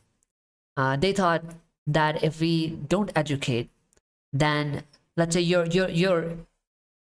potential of making income when you're uneducated, let's say, is 0. So according to the hypergamy rule, they would qualify for anything above 0, which can even be 1,000, 10,000, 50,000, anything, right? But women thought educating is a better opportunity, not to get a job, but to get a husband with higher job that they would have gotten if they were uneducated. As a woman that has the potential to make zero income, you have to settle for a man that makes 10,000. But as a woman that has MBBS, her potential of making income herself is, let's say, 5 lakhs or 10 lakhs or 2 lakhs or 3 lakhs or whatever it is, right? That means then she can quote a higher price to the husband during the marriage. Now, instead of settling for 10,000 and 20,000, she'll ask the husband to make 10 lakhs and 20 lakhs per month. So women never, I mean, as per this rule, women never wanted to get educated to be able to financially independent. They just wanted to be educated. So the opportunities of a richer man opens up for them even more. I seriously don't know why people are still marrying, especially men. Life is chill without marriage. Life is chill without marriage. I'm living one and I'm happy. But I think the reason why men choose to marry is probably for the reasons of reproduction, maybe family pressure, insults. Insults are a big one. The amount of guys that get insulted in their family for not being able to marry, oh, you're a loser. You're probably single because you couldn't get one. You're a shame to our family.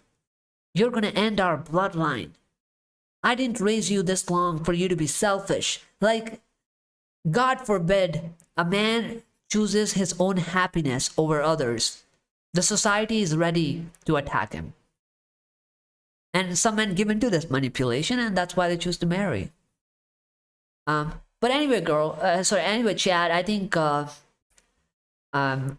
was the whole segment on doing the bare minimum. Show Dick some respect. Do we have more on doing the bare minimum? Chad, however, we are talking about the gold diggers. And so there is a new clip out on gold diggers, Chad. Here, check this out. So, feminist spaces are really upset lately. A lot of people are talking about how women marry men for alimony, betray them, cheat them, take advantage of them financially. So, women don't like that. Now, all of these clips are coming out of Insta Celebs Gossip, right? Which is a predominantly a women's space. And the influencer you're seeing on the screen is Apurva, the rebel kid. And her majority demographic is female audiences. And so women are triggered. Like, they're triggered that they're being criticized for being a gold digger. So this is their smartest thought response. एक लड़का है, वो मैं कैसे समझाऊं, उसकी महीने की सैलरी है 25,000 रुपए, मैं उसका डेट पे गई हूँ, वो मुझे बोल रहा है कि I hate women who are gold diggers. What is wrong with that? Men have the entitlement to hate women who take advantage of them financially, just like women have the entitlement to hate men who take advantage of you sexually, as an example. भाई पीतल भी तो नहीं है तेरे पास, gold digger कैसे बनेगी?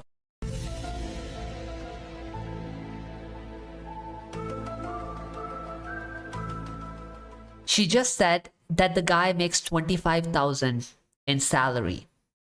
And she thinks that that poor man, according to her, has no reason to be mad at women for being gold diggers because he just doesn't have enough money or gold that can be dug. Okay.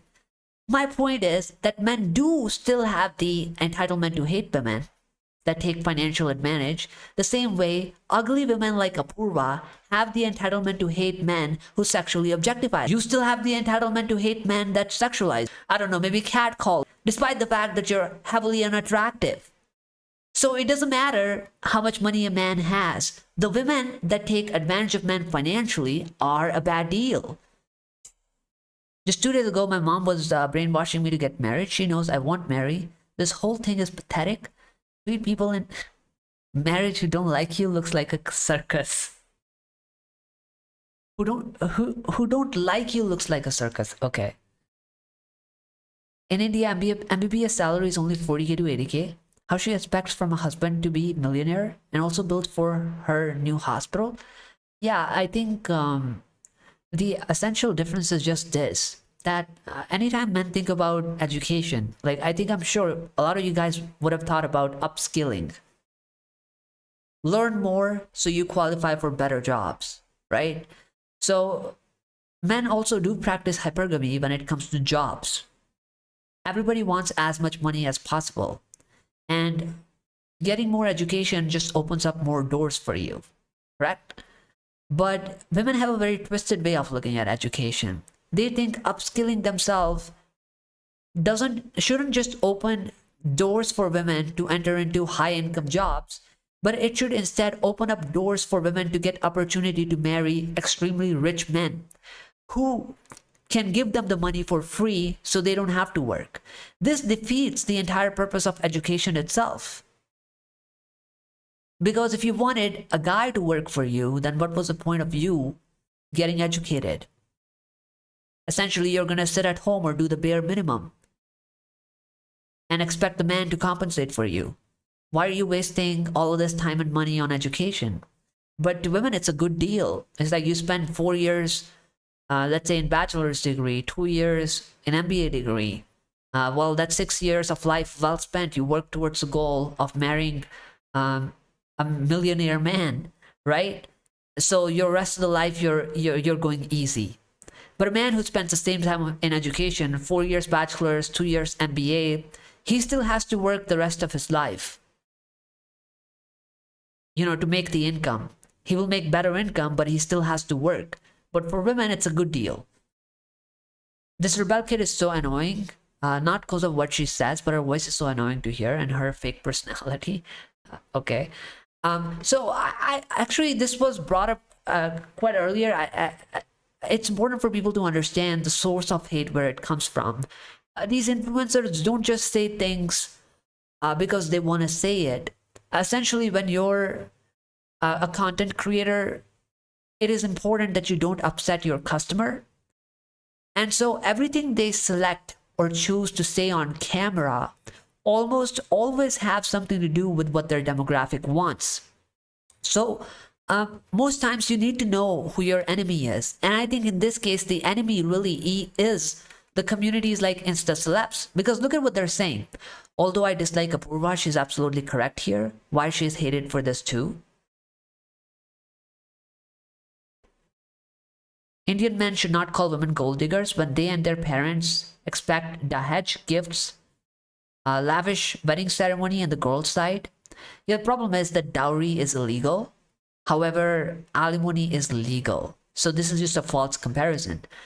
But a few months ago, we were talking about this sentiment rising. I think when I did a stream with Woke Bros, this had come up. Let me show you something. So chat, when I did a stream with Woke Bros, we were discussing Yuzvendra's divorce. Now, essentially, women lately have been getting a lot of criticism after Atul Sabaj and cases like Yuzvendra, that how come educated women with jobs and successful careers are using men like cash cows for financial gain. And my point in that stream was the same. I think these were the comments that we were reading, which basically said Yuzvendra to pay alimony of 4.75 crore to Danashri. And the comments, again, this is Insta Celebs, a feminist space.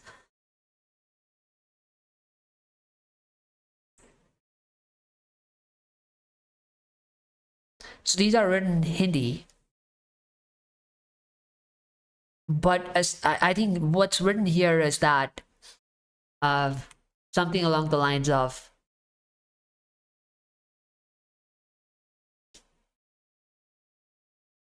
basically that the people who don't have money are men who don't have money are the ones that are concerned about alimony, right? That was the rising sentiment in this community.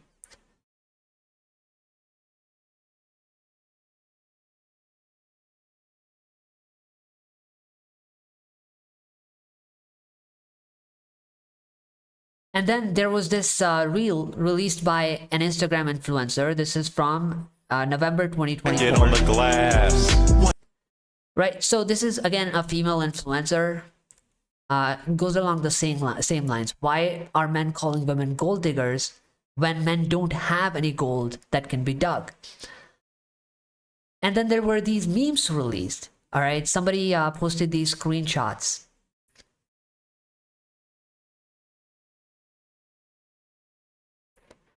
The subreddit here is Indian Women Talk. Random celebrity divorces and provides his wife with alimony. Men with 20 rupees in their bank account. And this is the meme.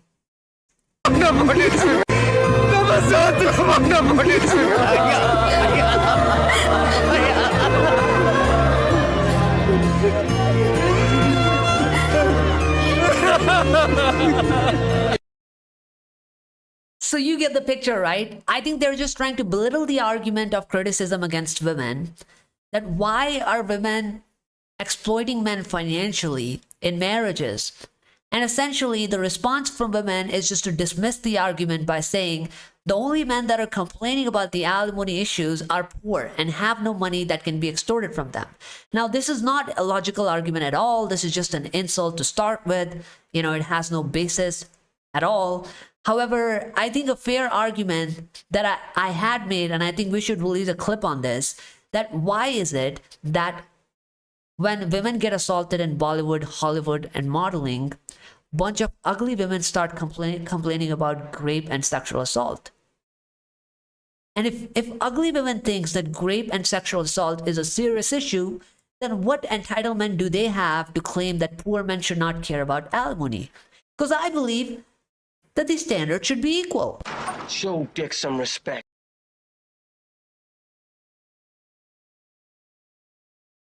Chat professor is busy on stream. He did not see my message. So I don't think I can merge it. How did he fall for her? Closeted simp? You're talking about Yuzvendra? Well, listen. We can sit here and speculate a lot. You know what? There can be a separate stream on Indian cricketers on why they fall for women so easily. Because I have a couple of other examples. But there is a potential where they're so focused on their careers, they don't interact with women a lot. And I think if you come from nothing and become something, and you start getting attention from women that you thought you would have never had access to had you not gained so much success, you basically remove all of your, like it looks like it probably looks like that looks like, you know, a enticing opportunity to them that they don't even judge. Hey, I'm just getting access to better looking women now just because I'm successful. Surely I should jump on the opportunity without even checking for red flags. So there is a possibility that desperation has a role to play in all of this, but we could never know in reality. However, my point is that it doesn't matter in reality, like why he chose her, because choosing a woman doesn't mean you chose the violence, right? It's like a victim blaming attitude. I'm sure a lot of women get married to men, and if a man starts abusing them, then is it women's fault that they chose the wrong man? The day women start accepting that narrative, I think I'll start blaming Yuzvendra. But I think the responsibility of not exploiting men still falls on women. Can you replace the D word with something different? Decent, please? No, that's the meme. Show Dick some respect. Indian movies are way too dramatic. I'm currently reading a book about evolution, and I'll go deep in this topic. Once we get enough data on evolution that can be useful for our space, then we can evolve our community further. Okay, Double, go ahead. Even girl family thinks that way. One friend, dad pushed his daughter for MBBS course in private college, as later their prospects to get a good son-in-law will increase. Yeah, so to women, a groom is basically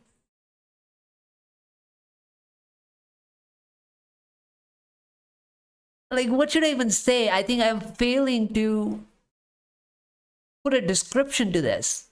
It's ironic to me that men get educated for jobs, but women get educated to use men for as a job. But I can't even say it's a job because women don't even work. Right? It's just like basically you just have, women are just getting qualification for the purposes of getting a fatter pig or a fatter cow, or basically be eligible for a free lottery. It's like, hey, you want to use this slave? In order for you to use this slave, you have to have minimum education. And women are like, okay, great, we'll get this minimum education. Can we get a better slave? Can we get a fatter cow? Can we get a goose that lays more money? That's essentially what women are doing. Resources, correct. Women are getting educated to qualify for resources, not for jobs. Great job. I think you said it right. All right, Chad. So yeah, I think again, talking about bare minimum, make your own money, ladies. And before you start criticizing men for being broke and complaining about alimony, maybe you should stop complaining about rape and molestation when you're unattractive and ugly. So what do we have next? Do we have any more wonders from Insta Celebs? I think I got a lot of content submitted here. Talking about Yuzvendra, we have a new entry. Wow, Insta Celebs is really cooking this week, chat. I've never got this much content in one stream just from Insta Celebs. The meme is real. I thought it was fake, dubbed over. Yo, Raj. Show Dick some respect. This meme is real. And if you want to know why this is an inside joke in our community, I recommend you watch a video. I'll tell you which video you should watch. So this joke had started with this video. Proof: women rape men more than men. If you watch this 12-minute video, you will understand why we have a meme that is called Show Dick some respect, and why it is so relevant to our community. But I'll let you watch that in your own time, Raj. One thing is, women never view men with some romantic lens that men view women from. Most of the romantic literature is written by men. Chat, I think women view men from romantic lens, but not during marriage.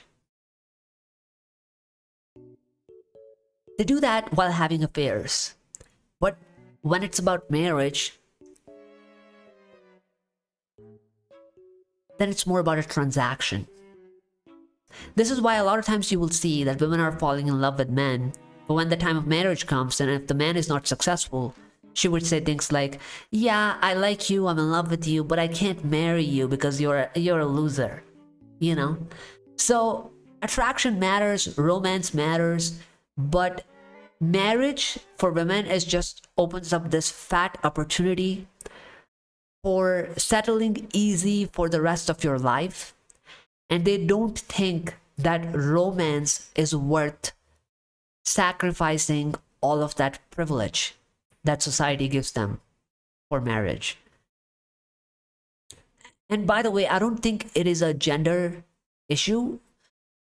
If I had reversed the roles, and if I said to you, hey, you could land with a woman with $1 million or 500K salary, whatever number, right? 20 lakh salary, whatever number you want to think in your head, which is much higher, which will ensure that you can retire after marriage. You can stay at home and live an easy life while the wife will work for you. I think if that world, if you can engineer in your head, you will think that a lot of the guys will also forego romance for a lifetime opportunity for retiring easy. Who wouldn't? How many times have you seen somebody get a lottery, right? He wins a jackpot. And a common expression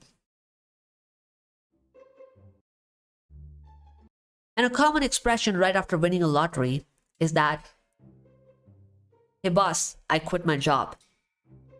Why? Because everybody's looking for an escape, and that includes men.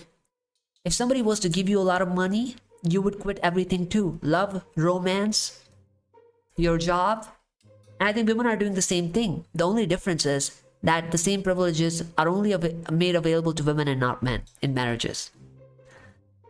You know why women have a preference for tall guys? Because a man that is tall can protect her. You see all the time natural selection is taking place, and a man nothing more than a fodder. I have half disagreement with this. I don't think we are no longer surviving based on physical attributes. Because essentially, when the guns were invented, the physical disadvantages were instantly invalidated, right?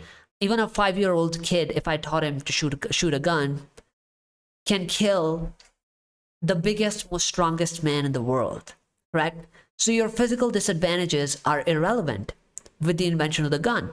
But further, we then built a society, a system around it, where we installed the criminal justice system, which is improving by the technology. I know that there are a lot of flaws with it, but what I'm saying is that essentially people are now more focused on building careers, products, services. Why is it that you don't see that many men and women working on their body? Because essentially the advantages and disadvantages with bigger body have been invalidated, given that we have installed a criminal justice system to punish the strong for committing a crime against the weak and punish the weak for committing a crime against the strong. So basically, physical attributes are irrelevant, given that everybody is treated equally before the law. I'm taking genders out of it for now, right? So what is the need for you to look for a tall man if there is no need for protection from a man? Protection is done by police, by the courts. However, let me give you a different reasoning. Women just look for a tall man because a tall man is available.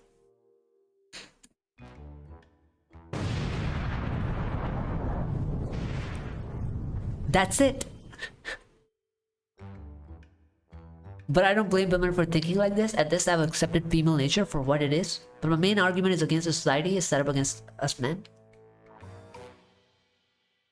True. But my point remains. I think if there were equally or more women that were taller than men, men would also choose the tall one simply for the fact that it's available. So chat, anyway, let's move on. RJ Mahvash finally talking about the whole Yuzi angle in her life. Didn't accept or deny, but more like her autobiography. Tall men are their biological nature?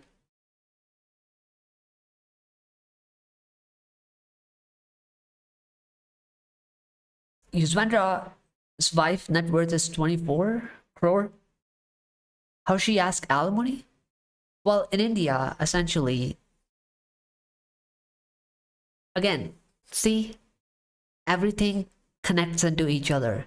Just like women look for tall men because they're available, women ask for alimony simply because it is made available. Imagine making dowry available.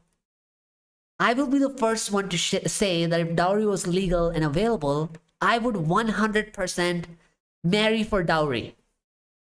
And I'm sure a lot of you will be honest to admit that if it was legal, available, and acceptable, a lot of us would look for it.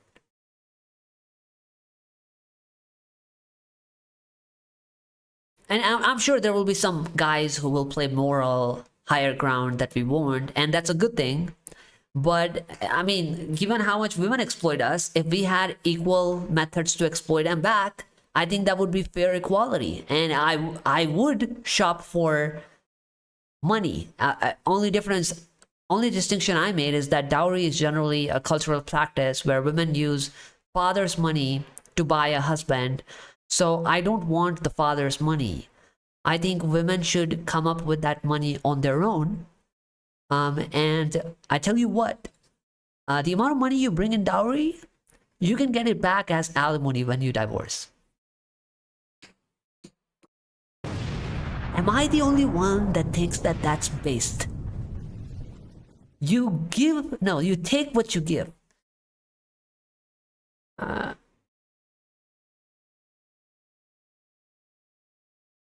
Professor has female subs, Coldclad, Woke Bros, everyone has female subs, but you don't. Why?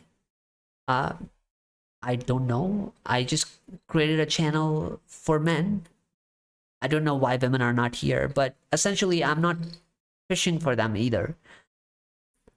I don't think that would be good for my channel if women were watching, because the content is for men. Why does Woke Bros have female subscribers? Is because Woke Bros is a Tradcon, and so there are traditional women that would like to watch his content. Professor has female subs. I don't know if Professor has female subs. It would be a minority.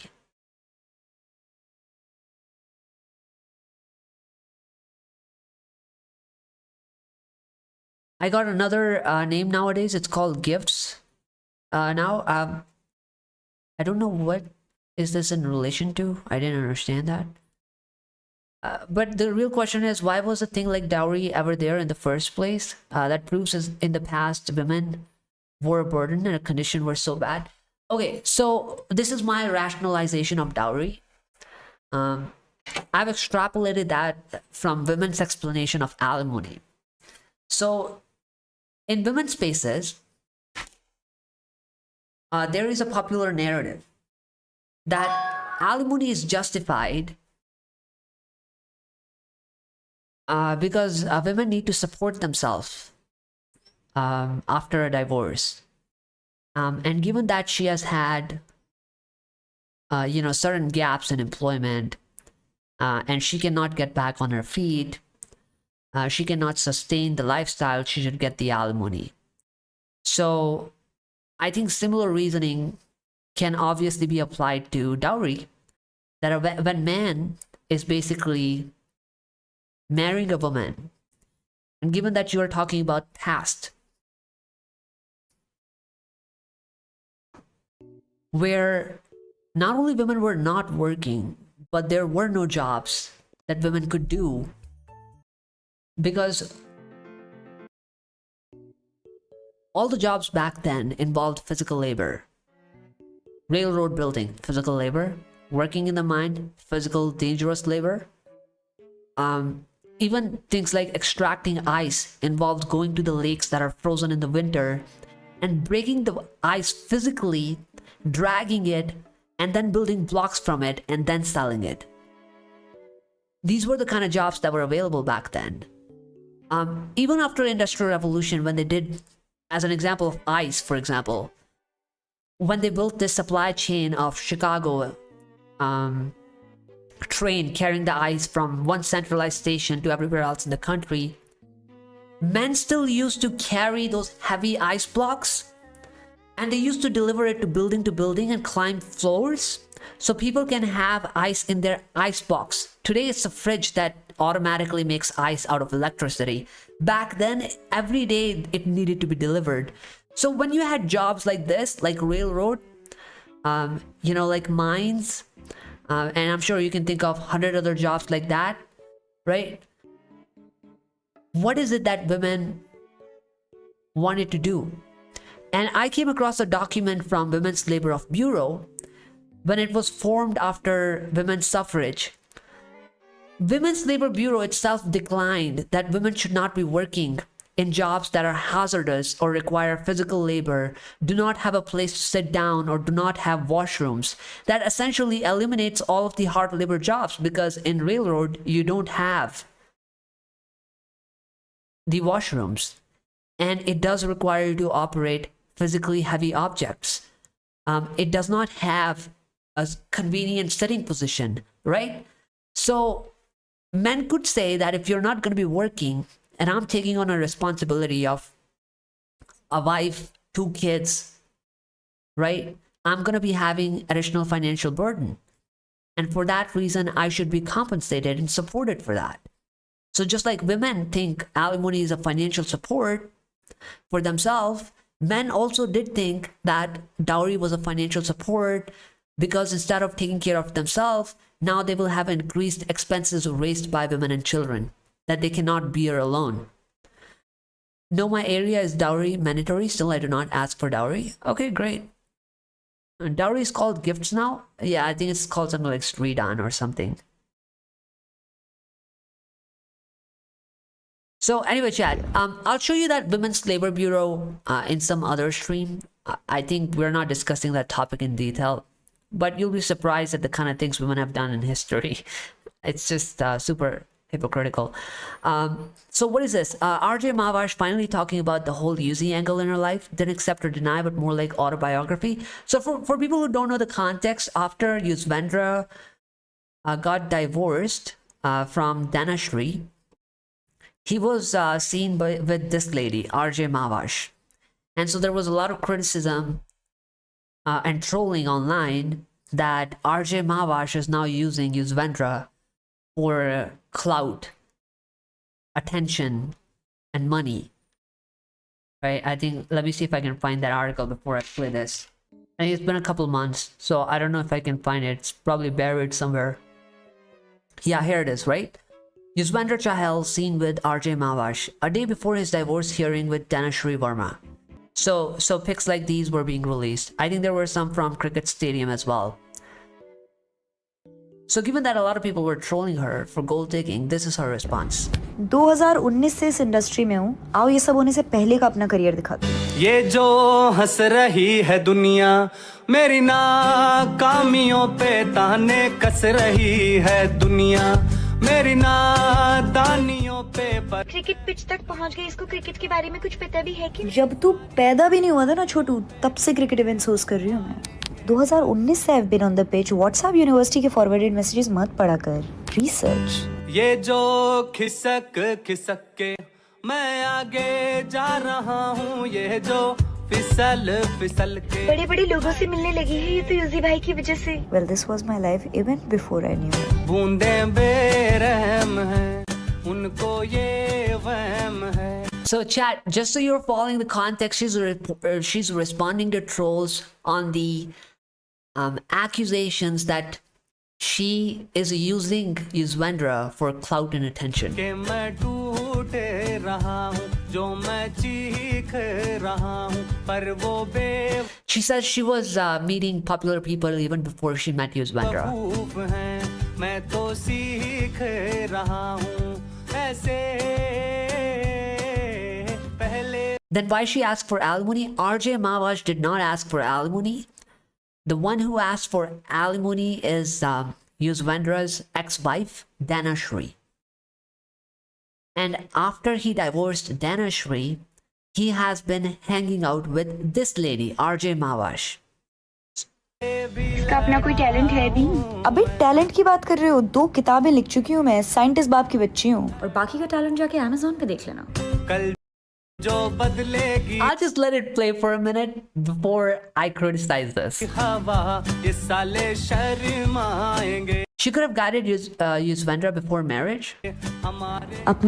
That was not in his favor. The opportunity only opens up after divorce, buddy. Wardrobe में इतने awards की line मेहनत से लगती है bro. Gold digging से सब views के लिए कर रही है. नहीं, मैं सिर्फ प्रैंक्स व्यूज के लिए करती थी जिसमें 209 मिलियन 100 मिलियन सब क्रॉस कर चुकी हूँ. तुम अपनी बताओ. हाँ, मैं मोस्ट व्यूड रील्स के टॉप 10 में रह चुकी हूँ, तो अपना देख. And as far as Yuzi is concerned, I'm super proud of him. भाई मैं पूरी दुनिया में चिल्ला चिल्ला कह सकती हूँ कि भाई जिसको मैं जानती हूँ वो बंदा इतना टैलेंटेड है. और तुम्हारा दोस्त होता तो तुम भी चिल्ला चिल्ला के कहते. बाकी जो मेरे सर्किल है जिनके साथ उठना बैठना उन्हीं के साथ दिखूंगी ना मैं. अब चंदौसी का चंदू जो कमेंट कर रहा है, नहीं है मेरा उसके साथ उठना बैठना. अभी होता तो वो भी होता मेरा दोस्त. वो वाले लोग भी है जिनके साथ मिलकर रूम का 7,000 रुपए रेंट भरा है. भाई प्रॉब्लम ये है कि जो मेरे गरीब दोस्त है ना, उन लोगों पे तुम ध्यान नहीं दे रहे हो. Film producer, actor, radio jockey, host, content creator. बेटा तुम्हारी उम्र भी नहीं है इतना लंबा मेरा करियर रहा है. और अभी तो bank statement. So chat, she says she has a long list of achievements. Talent की बात. And she did not need Yuzvendra to be able to be successful. So in the process of citing all of her success, this is what she said. मैं scientist बाप की बच्ची हूँ. और बाकी का टैलेंट जाके Amazon पे देख लेना. Yeah, so she says, go watch my talent on Amazon. I think what Mahvash didn't mention is that there is some special talent that is also available in the form of reels that she has created on Instagram that she talks about. For example, what she just said here. की line मेहनत से लगती है। मैं सिर्फ pranks views के लिए करती थी जिसमें 209 मिलियन 100 मिलियन सब क्रॉस कर चुकी हूँ। Correct. And in the obsession of gaining clout for views, guess what else Mahvash has created a content on? Chat, this is RJ Mahvash, the scientist's daughter, the producer, the highly successful reel maker that Yuzvendra is allegedly dating after a toxic divorce from Daneshri. This is her list of achievements. Men's washroom.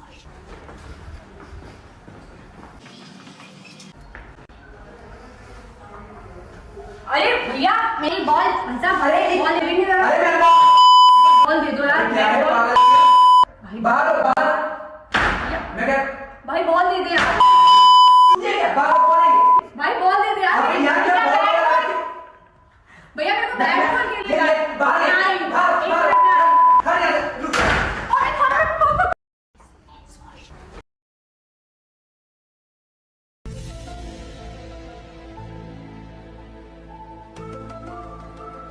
Chat, how did RJ Mahvash forget to mention that in her list of achievements, what is also there is entering men's washroom and harassing them? Film producer, actor, radio jockey, host, content creator, you forgot to mention washroom predator.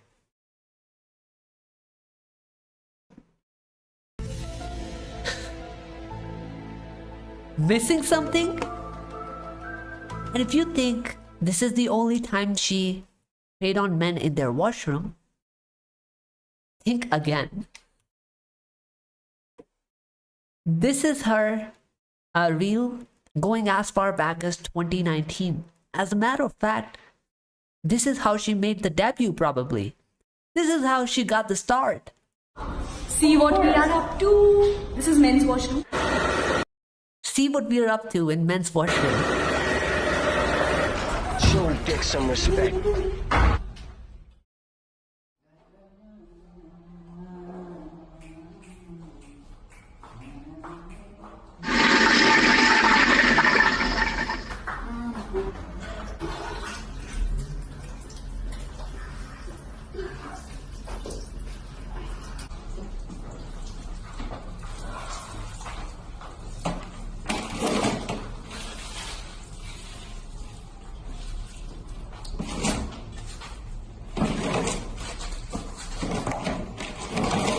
Chat, how many of you, for the purposes of prank, can enter women's washroom and get away with it without any repercussions?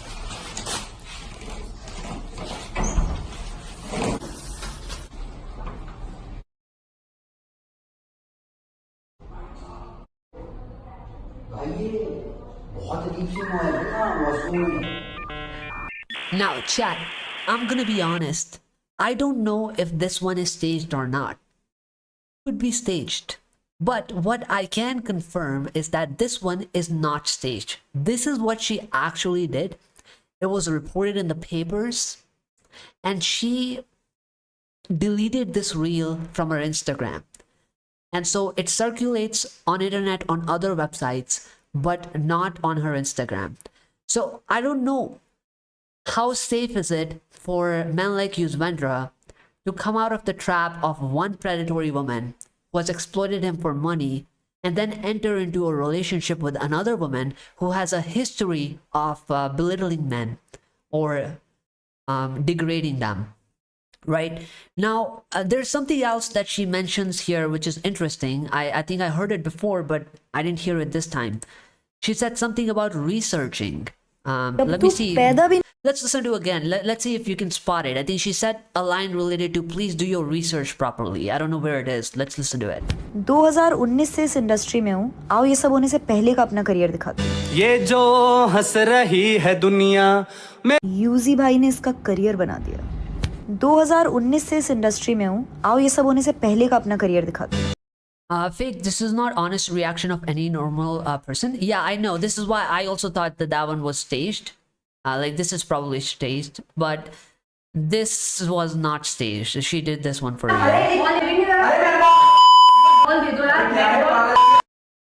Let me see if I can find the article about that.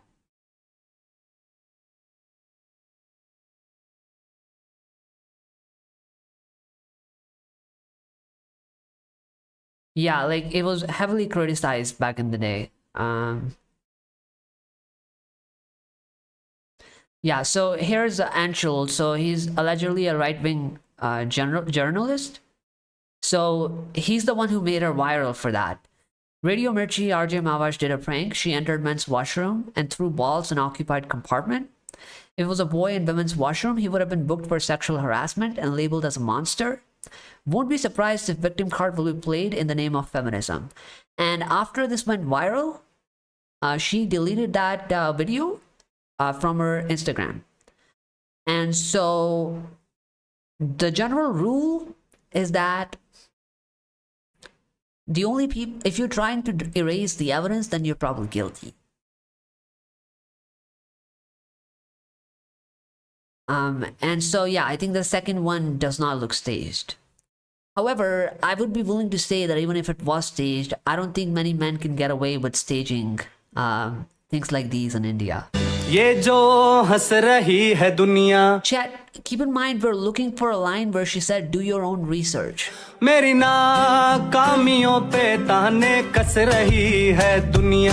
woman is a predator if you catch her on the right day. Cricket pitch तक पहुंच गई, इसको cricket के बारे में कुछ पता भी है कि जब तू पैदा भी नहीं हुआ था. If she deleted, then it's real. Yeah, exactly. That's my take as well. छोटू, तब से क्रिकेट इवेंट्स होस्ट कर रही हूँ मैं. 2019 से I've been on the pitch. WhatsApp university के फॉरवर्डेड मैसेजेस मत पढ़ा कर. Research. Are there no sane or decent girls left? I think the demand is created by consumers. So the women that are consuming the content, they're demanding this. Wait. I think she said the line. 2019 से I've been on the pitch. WhatsApp university के forwarded messages मत पढ़ा कर. Research. So chat, I did the research. Essentially what she said do research on is wait, chat. Context is important. Right, here you go. नहीं, अपने वो सब views के लिए कर रही है. नहीं, मैं सिर्फ प्रैंक्स व्यूज के लिए करती थी जिसमें 209 मिलियन 100 मिलियन सब क्रॉस कर चुकी हूँ. तुम अपनी बताओ. हाँ.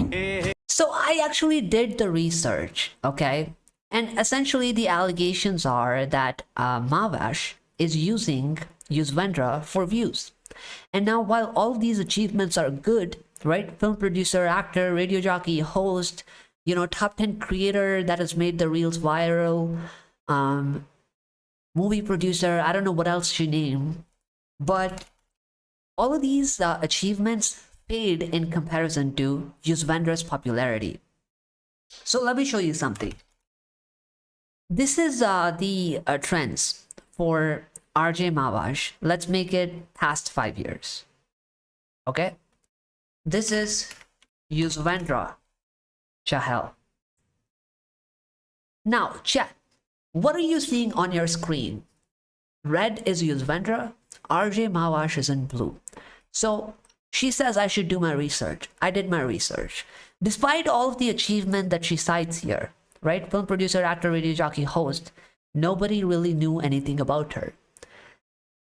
2021, nothing. 2022, nothing. 2023, nothing. 2024, nothing. But suddenly, 2025, she hooks up with Yuzvendra in around March or April 2025. And guess what? Suddenly, RJ Mahvash spikes. So my whole point is, maybe the one who needs to do the research is RJ Mahvash, because to pretend that your achievements meant anything is just a lie that she's living. See, my problem is, I just want to be super logical about this, that when people are criticizing RJ Mahvash, they're not saying that she is not successful. They're just saying that she's not as successful as Yuzvendra, which is correct, as shown by the research. And if you need to highlight your achievements to the public and brag about them, the only reason somebody would need to do that is because nobody knows about your achievements. Because if they did, you wouldn't need to market yourself like this. So your arguments defeat itself. None of these achievements were known because you can see that nobody knows about you before 2025. So a lot of the attention that she has gained because of Yuzvendra. Am I wrong?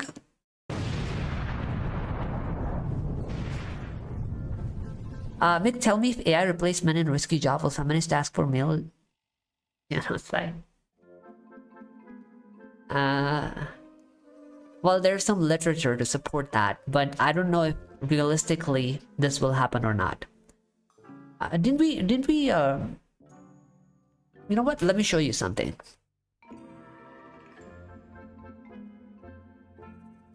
I'm just answering your question. Your question is, will feminists ask for genocide if they don't need men to do the risky, dangerous jobs?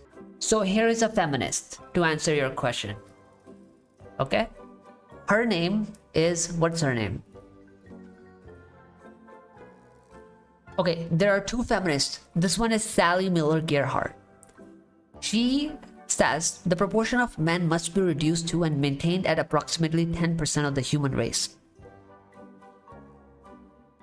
She hoped for a future in which biological techniques would allow two eggs to produce only females, and men would slowly be reduced to 10% of the population. However, another feminist had an even more radical approach. Her name is Mary Daly. She is a philosopher in Boston College. And she said, Udin, I am just answering your question, okay? This one says, I think it's not a bad idea at all. If life is to survive on this planet, there must be a decontamination of the earth. Tell me that doesn't sound like how supremacists talk about inferior races that they believe are inferior. I think this will be accompanied by an evolutionary process that will result in a drastic reduction of the population of males. People are afraid to say that kind of stuff anymore. And she further elaborates. She says, the few remaining men, they can go off. No, this is a third feminist chat. Third feminist, Valerie Solanas, the one that wrote a scum manifesto. Okay, she further adds, she says, the few remaining men, they can go off to the nearest friendly neighborhood's self-delete center where they will be quietly, quickly, and painlessly gassed to death. Show Dick some respect. So, will feminists ask for male genocide? I am so sorry to tell you that has already happened.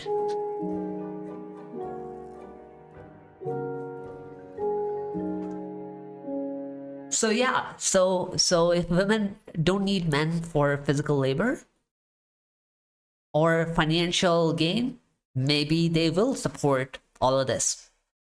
I don't know, but they have said it. You said feminists, so these are feminists. They have said it. So much poison in their thoughts. Yeah, there really is. There really is. A feminist movement actually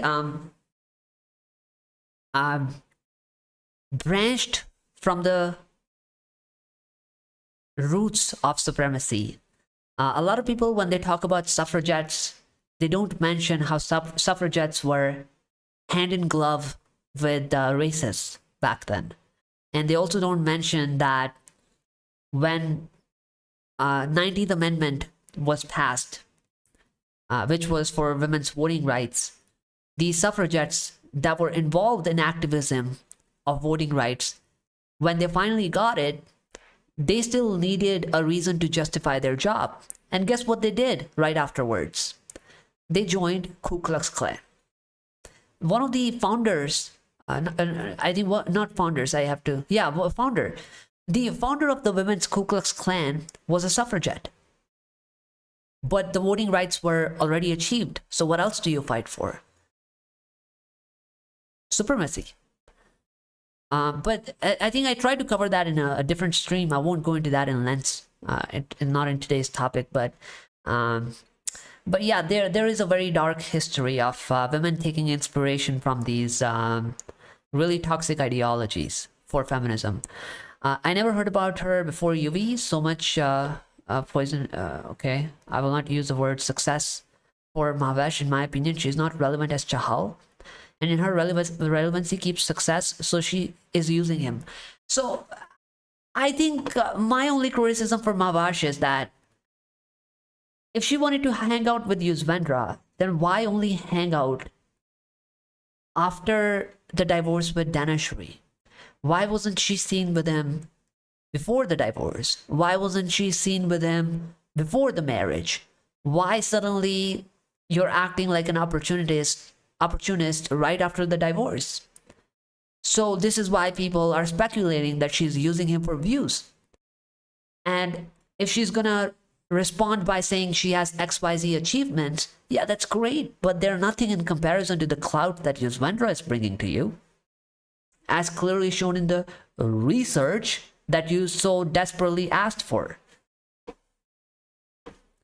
What is the solution for this? Because it will happen more in future. You guys ask for like deeper thoughts, and my streams are not planned for that. I think this one isn't. What will happen? What is the solution? I truly believe the solution for men's problem is groupism. As long as you're united, you will conquer. But if you're divided, you will be conquered. So as long as men are grouped together to control, basically, groupism gives you control. You can control politics, you can control businesses, you can control advertising, media, marketing. So you can control all of that in your favor, as long as you're united as a group. But in today's scenario, it's women that are united and men are divided. They're pretty much buying into the guilt, the shame. They start hating each other. And women take advantage of that. So this is why you see a very disproportionate discourse in the public. You know, all the policies by politicians are for women. All the media representation is in favor of women. All the businesses take out ads in favor of women. Influencers talk favorably for women, negatively for men. It's all about groupism. I think we should activate the incel armies if this is the feminist goal.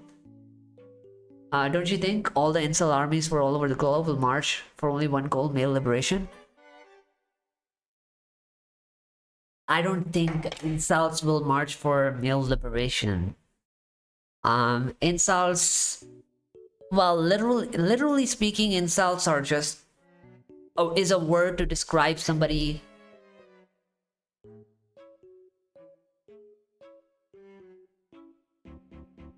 who has trouble getting laid. So essentially, incels just want to solve that problem. I don't know if they advocate for equality, liberation, or anything like that. And people don't support incels. They're very discredited. Like I said, men are divided, right? So they find reasons to hate each other. And incels is not a very appealing marketing to invite men to join your movement. So that would not work. Also, I think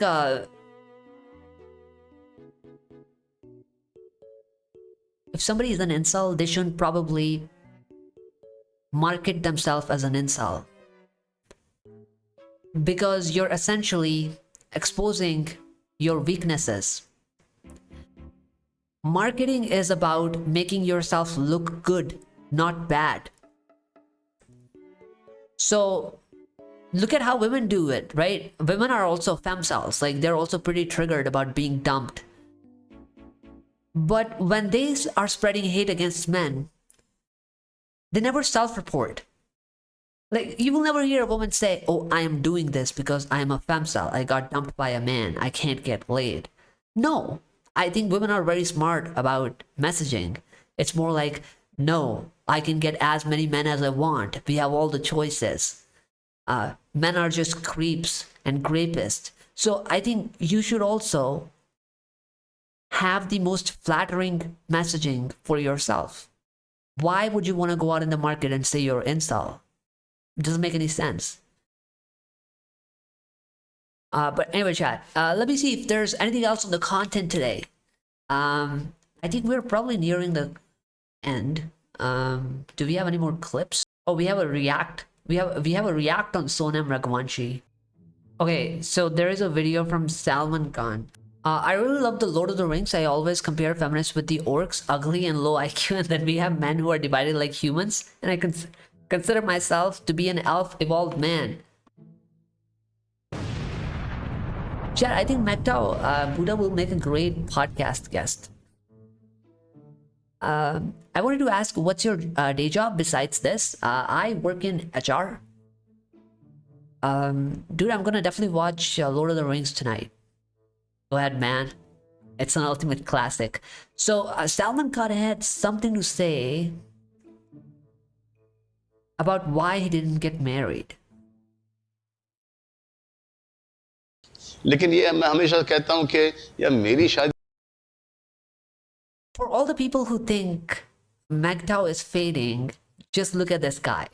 कर लेने में आपका क्या फायदा है? कि क्या आपको मजा आ रहा है कि मैं आपके लिए सुहागरात मना रहा हूँ?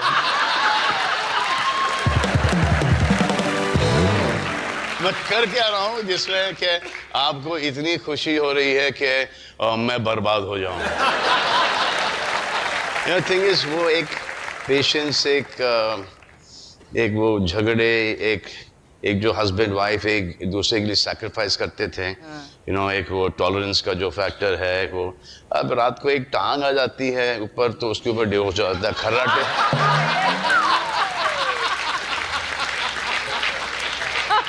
खर्राटे लिए जाते हैं, छोटी सी मिसअंडरस्टैंडिंग पे डिवोर्स हो जाता है, और फिर डिवोर्स तो चलो डिवोर्स हो गया, वो आधे पैसे भी लेके चली जाती है.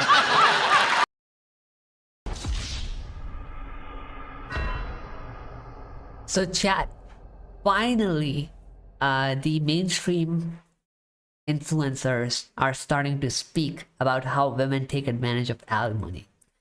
And this has come out just 6 days ago. And I think this is a great example of the W's that we can collect as men. And may I remind you that this has only happened because of how much popularity men's issues have been gaining recently, like Atul Sabash as an example. And given that more and more of these news is going popular, people's sentiment is changing. And because the sentiment of people is changing, men feel more comfortable opening up now. 6-7 years ago, him having said this would have been a disaster. He would have been called a misogynist. But given that today society has been sensitized against men's issues, he can say this stuff and people will support him. That is the difference between what I was saying about how men can control media and politics. And I said, we have to be united, right? And this is a great example of how when we are united, we have more voices. And as a result, we get better outcomes in the media.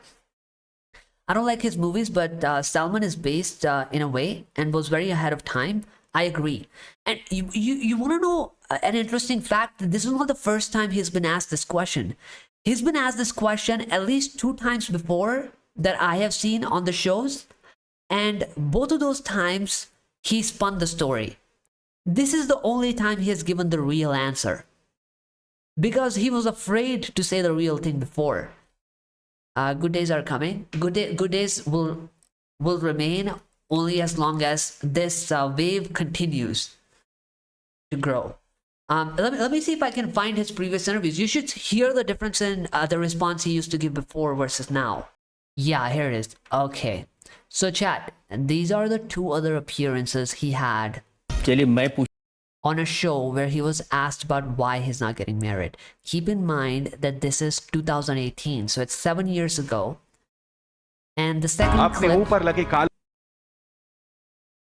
What is this? This is okay. So chat, this is older than 7 years, but it was uploaded 7 years ago. So look at his answer. चलिए मैं पूछ लेता हूँ जनता की तरफ से, सलमान आप शादी कब करेंगे? सर एक ऐसा टाइम था बहुत पहले कि ऐसा लगा था कि हो जाएगी, बच गए सर। अब Wait. What do you mean by that? बच गए सर।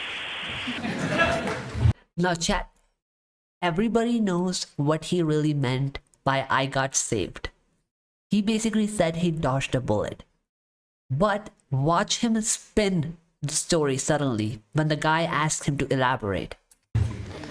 अब एक ऐसा टाइम आया है, क्योंकि आप मेरे पर्सनल ज़िंदगी से तो वाकिफ़ हैं, जो कि जोधपुर का सिलसिला चल रहा है और जो एक मुंबई का जो एक्सीडेंट का ऑन मेरिट इंशाल्लाह दोनों केस हम जीत जाएंगे। लेकिन खुदा ना खास्ता कुछ अगर हो गया, अगर ऐसे कोई टर्न ऑफ इवेंट हो गए जहां पर के मुझे सज़ा हो गई, तो क्या होगा सर? और सोच लीजिए कि उसके पहले मैंने शादी कर ली है, क्या फेयर होगा कि पति जेल के अंदर है 2, 3, 4, 5 साल, बच्चा पति बाप को जेल में देख पाए, पापा हो ये बेटा। So do you see how he changed the reason? And I think he did that because society was not ready to hear the truth. He was asked 2 more times about the same question, right? I don't know if this is the... Yeah, I'll play this one. So this is more recent. This is 2 years ago. Remember, Shad, this is just 2 years ago he was asked again. तकलीफ देते हैं कितने साल से, and he will give a very different reason now. इंतजार कर रहे हैं कि घर में बहू आए। सर क्या बोलूं, वो तो प्लान था, बहू का नहीं था, बच्चे का था, लेकिन अब वो लॉ के हिसाब से वो तो हिंदुस्तान में हो नहीं सकता। तो अब देखेंगे सर क्या करें। ऐसे हैवी था उसके ऊपर और वो टूट रही थी बेचारी बच्ची। तो मैंने बोला कि मूव ऑन। इसका ये मतलब नहीं सर कि मैं ब्रिंग इट ऑन बोलूँगा अपने आप पर, तो हो जाएगा सर। एक्चुअली सभी अच्छे थे, दूसरी जाती हैं तो फॉल्ट वो सुख ना दे पाऊँ जो कि उनके दिमाग में है। एंड आई एम श्योर कि सब अपनी अपनी जगह बहुत खुश हैं जी। आप करण जौहर से भी पूछ रहे थे शादी क्यों नहीं की, वो तो 2 बच्चों के बाप बन गए। सर वही मैं कोशिश कर रहा था सर, लेकिन वो लॉ शायद चेंज हो गया है, तो अब देखिए सर बच्चों का बड़ा शौक है सर मुझे। आई लव किड्स, लेकिन किड्स जब आते हैं तो माँ भी आती है सर।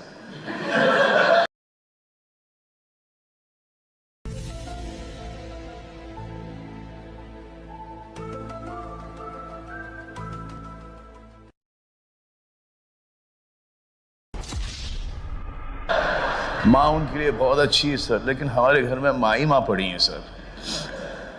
हमारे पास पूरा ज़िला है, पूरा गांव है, वो उनका अच्छा ख्याल रख लेंगी, लेकिन उनकी माँ जो रियल माँ होगी वो मेरी पत्नी होगी सर। वो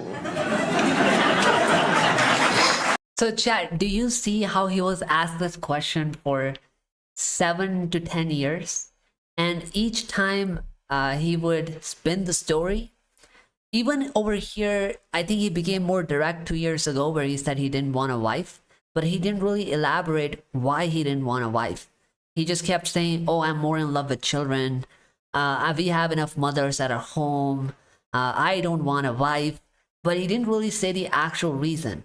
But 2 years later, now that this show is released, he said it outright.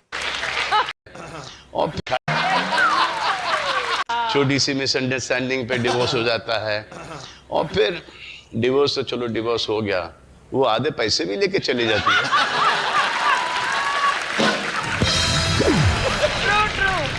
तो हम ये जो जितनी भी हड्डियां तोड़वा रहे हैं, पसलियां टूट गई, ट्राई जमनाल था न्यूरालजिया, उसके बावजूद काम कर रहे हैं, एनरिज्म है ब्रेन में, उसके बावजूद काम कर रहे हैं, ईवी मैलफॉर्मेशन है, उसके बावजूद चल रहे हैं, एक्शन यहाँ से कूदना, वहाँ पर गिरना, चलने को नहीं हो रहा, डांस कर रहे हैं, और ये सब चल रहा है, ये सब साइड में।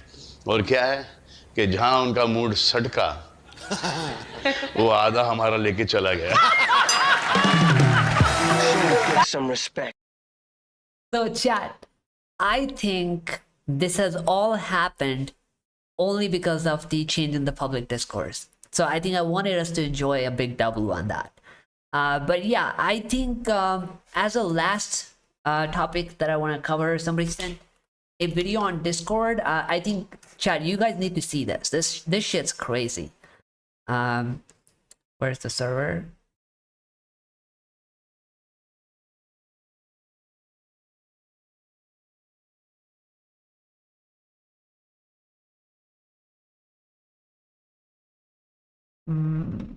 I think it was on Sonam, right? Yeah, here you go. Chat. Now, talking about how men should be united, this is a great example of the kind of men that weaken our unity. Now, the title of this video is Northeast Rosmita Suffers in Silence, but Sonam and Raja Raghuvanshi steal the spotlight. No justice for women, ignore her. अपने आप में अजीब लग रहा है कि मुझे इस केस के बारे में इतना ज़्यादा लेट पता चला, पर आप ये वीडियो एंड तक ज़रूर देखना ताकि आपको अजीब ना लगे, और इसको शेयर ज़रूर कर देना प्लीज़, क्योंकि अब मुझे फ़र्क नहीं पड़ता कि मेरी ये वीडियो डूबे या फिर चैनल, क्योंकि अगर मेरे बोलने से किसी को जस्टिस मिलने में थोड़ी बहुत भी हेल्प होती है तो मुझे फ़र्क नहीं पड़ता। This woman from Assam was found dead, but was India too busy with Raja Raghuvanshi to notice? Assam. So, chat, we have barely gained any attention for crimes against men this year, and probably, I would say, roughly last 7-8 months. And men got a little bit of voices in the discourse, and these people think it is already an injustice on women that men are getting the attention. I have no problem with people talking about women's issues, but to use a woman's issue to invalidate men's issues is really next level of vulturism that you have to have. Northeast Rosmita suffers in silence. Sonam and Raja Raghuvanshi steal the spotlight. These people think that us talking about men's issues steals from women's issues. Why couldn't you just make this video talking about the victim herself instead of invalidating the amount of attention men are getting for the crimes against themselves? I want you to react to a small video called There Is No God in Marriage, Coach Greg Adams. Okay, I can take a look at that after that. But yeah, chat, what do you think about narratives like this? Could you have said that during Nirbhaya, during RG Kar case, during Chandigarh University case, 100 million times that women got attention for their rape issues, and that was even in wrestlers' case, the entire nation's eyes were on women. They had the main spotlight for the entire country, sometimes the entire world. Was it acceptable? Did men ever come and say that, hey, Nirbhaya stole the spotlight?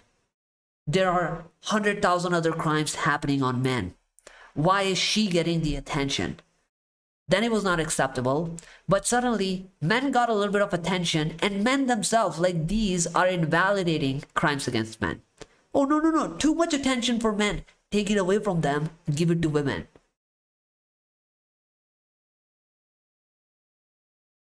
Show Dick some respect. I think people like these probably don't even care about women's issues. They just see this. I think these people are just. They just hate anytime men have voices or attention towards their issue. And they think women's issues can just be used to suppress men's issues.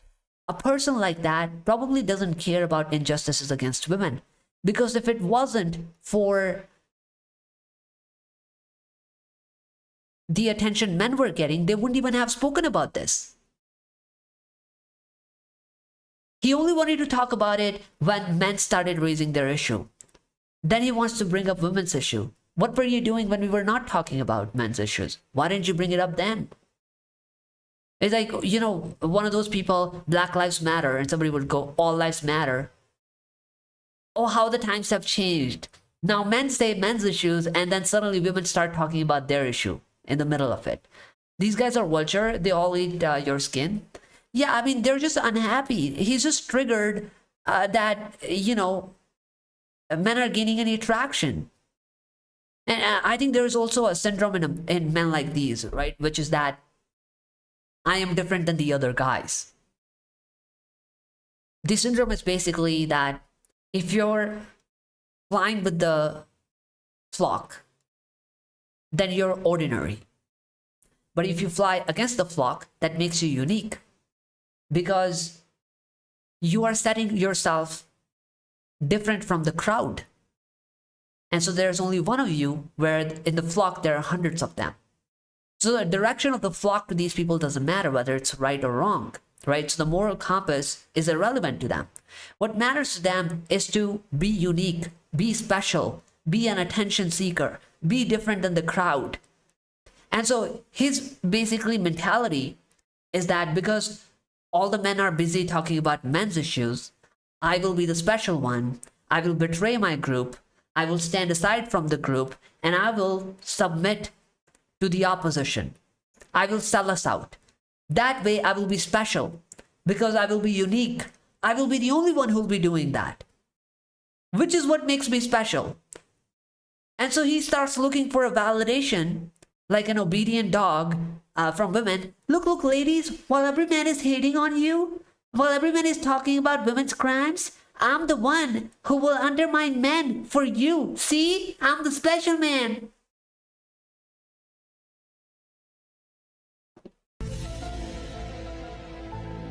He could have just made the video saying Northeast Rospita suffers in silence, and it would have been just as valid. There was no need to invalidate Raja Raghuvanshi's murder. It was completely unnecessary. So anyway, chat, I think that's my take on that. So Meta would have said, react on Greg Adams' video, there is no God in marriage. Meta would have, it's not long, I'll react to it right now. But if it is long, we have to save it for some other day.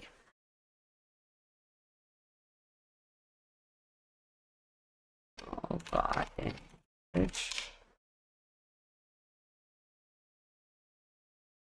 It is 29 minutes. I think we have to save it for another day, man. Agree or disagree? Yep, no gimmicks, no tricks. We don't do it. No trickery. We might be tricking though. On your little salami. Yeah, I am gonna save it. This is a 3-minute clip. Goes viral for saying there is no God in marriage. Is he right? Second one, this one. It's still 11 minutes, kind of long. To me, it's just not a yes or no question. So, Hafiz, what's your issue with this? Go ahead. So it's always an interesting conversation, because to me, like one of the things I'm obsessed with, and Dr. Peterson talks about this so well, is that the more your words are in line with the truth, the more powerful those words are. And I don't know where you are, if you believe in God or not. I don't know who kind of person you are, but like when you line your words up with God, like that's when, to me, your words have the most weight. Dr. Peterson, that's why I feel like he's so powerful. His words transcend humanity, and it speaks on this divine level. And so to me, when you're giving advice, your advice has to be as in line with what God believes the world should run as possible. And so to me, the best advice benefits men and benefits women. That's the best advice. To your opinion, we had 70 years of advice only benefiting women and men suffering as because of it. That is a lie. That is wrong. And the opposite extreme is wrong as well. A world where it all benefits men and the women don't benefit, it's wrong. That's why it's about the balance. And so to me, I'm very curious about, I love her questions because it was like, it's not a gotcha question. It was a genuine, serious question. Shout out my guy AMS. I love AMS. He did a video about, advice I would give to my daughter where he actually answers the questions directly. And so to me, I'm very interested in those questions because like when I would watch Kevin Samuels and God Rest the Dead, and it was so powerful because he would always push women to being married because he knew the beauty and the value and the protection and the safety. Like, being a woman and being married, What does this have to do with marriage? This is not the guy in the black hoodie. Hey, my marriage is being destroyed. I'm misleading. One more thing I'll add to that, and I hope I don't mean to offend you. There's no God in marriage in the United States, so that's kind of misleading. And people will find that out if your marriage is destroyed. You go back to your pastor and you say, hey, my marriage is being destroyed. He has no power over that because it is a state agreement. So I will bring you back to make sure you understand, and I counsel men, there's no God in marriage. That's been gone. Listen, it was an old idea. It's absolutely gone unless you live in I think there should be a great argument for Tradcons. Maybe I think somebody like Vogue Bros should try to argue with this. Because a lot of the Tradcons who are pushing traditional roles, they're not really realizing that, this was my point, that you have no power to impose traditional roles. And if you don't have the power, what's the point of convincing men to marry for something that does not exist?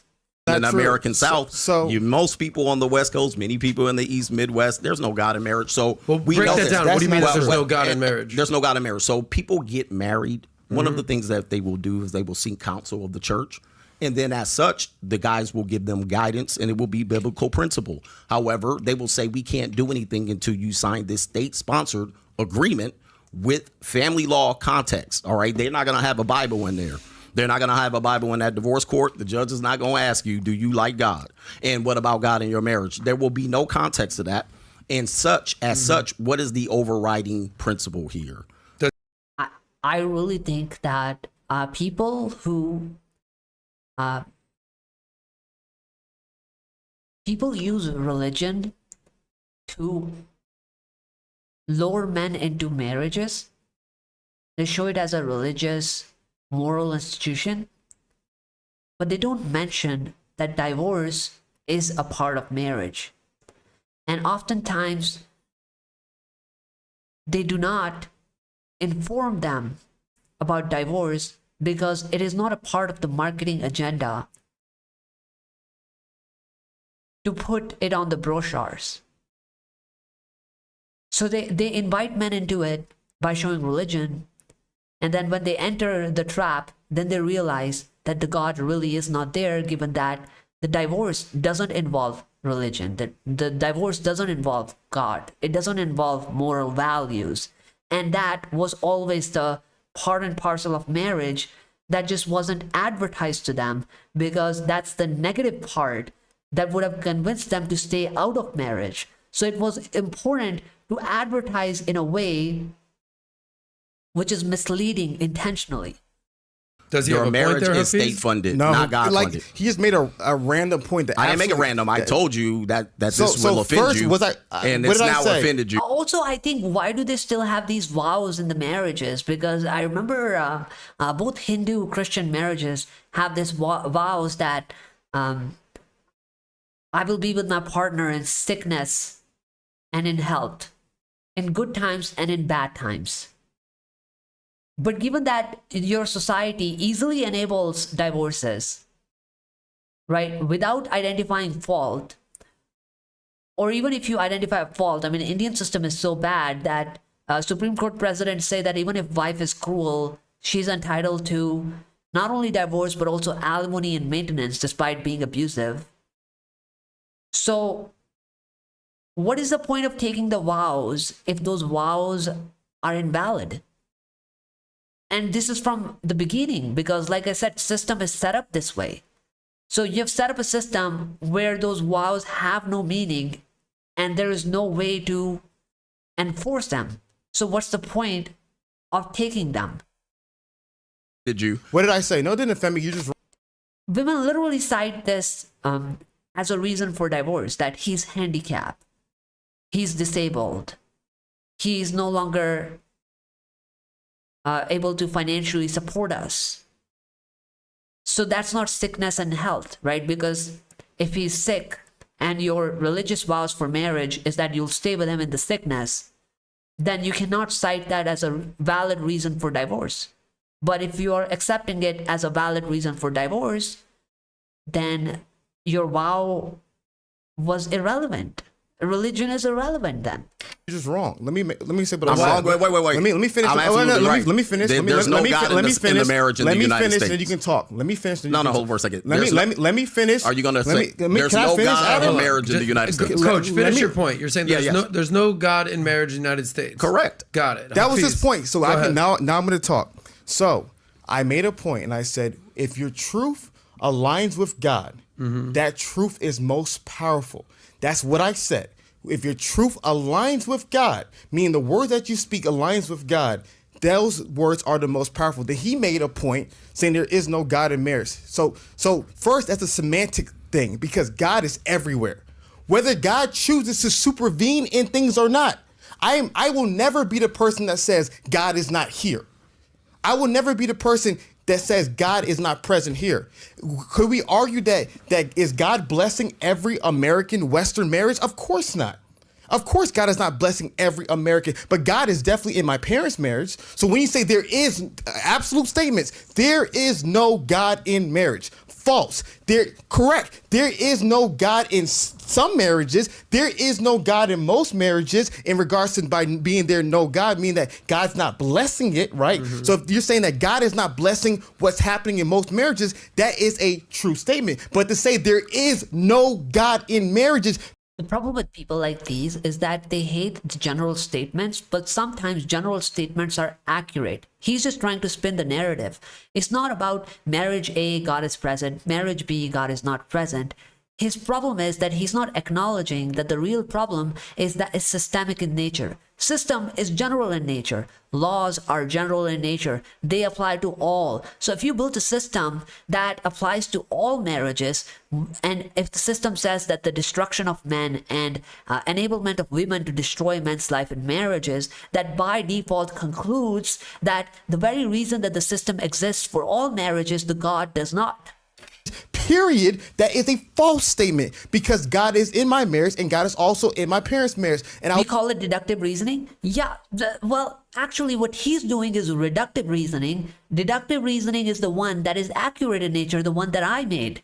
That if you have established that system is rigged for all marriages, that means God is not present in all marriages. And I will continue. If you're saying that some marriages succeed and that is somehow a successful example to show that God exists on those marriages do not exist because God is present in those marriages. Those marriages succeed because women decide to have mercy on the men. And women decide to have, a moral or a better decision in those marriages, correct? Let's go back to, I think slavery is a great example of this, right? If you made a law in the United States, which it was once there, right, in the South, in the Confederacy, which is that no black man is free in South Confederacy. And if this was a law, if a black man tried to escape and sought help from police did not help him escape. Police brought him back to the white man that enslaved him because it was believed that the black man was his property. And police in the legal system helped enforce this evil practice, correct? So if you said in that system that, some white men enslave black people, other white men don't enslave black people, well, you are just logically incorrect. It doesn't matter that somebody chooses to enslave and somebody chooses not to enslave. The point remains that the general law of the land that applies to all is that no black men are free in a Southern Confederacy, and all white men have the right to enslave black people. So that means general statement, deductive reasoning is accurate that there is no God in that law. There is no God in South in the context of slavery. Continue to say, when it comes to even understanding the ideas of God, God gives human beings free will. It's a very simple concept. You can freely sin or you can freely obey. And God, like a good father, if you want to touch the stove, you can touch the stove. And so to me, I just think when people make statements like this, how do you expect people to feel? There is no God. I don't expect anybody to feel. I want them to know.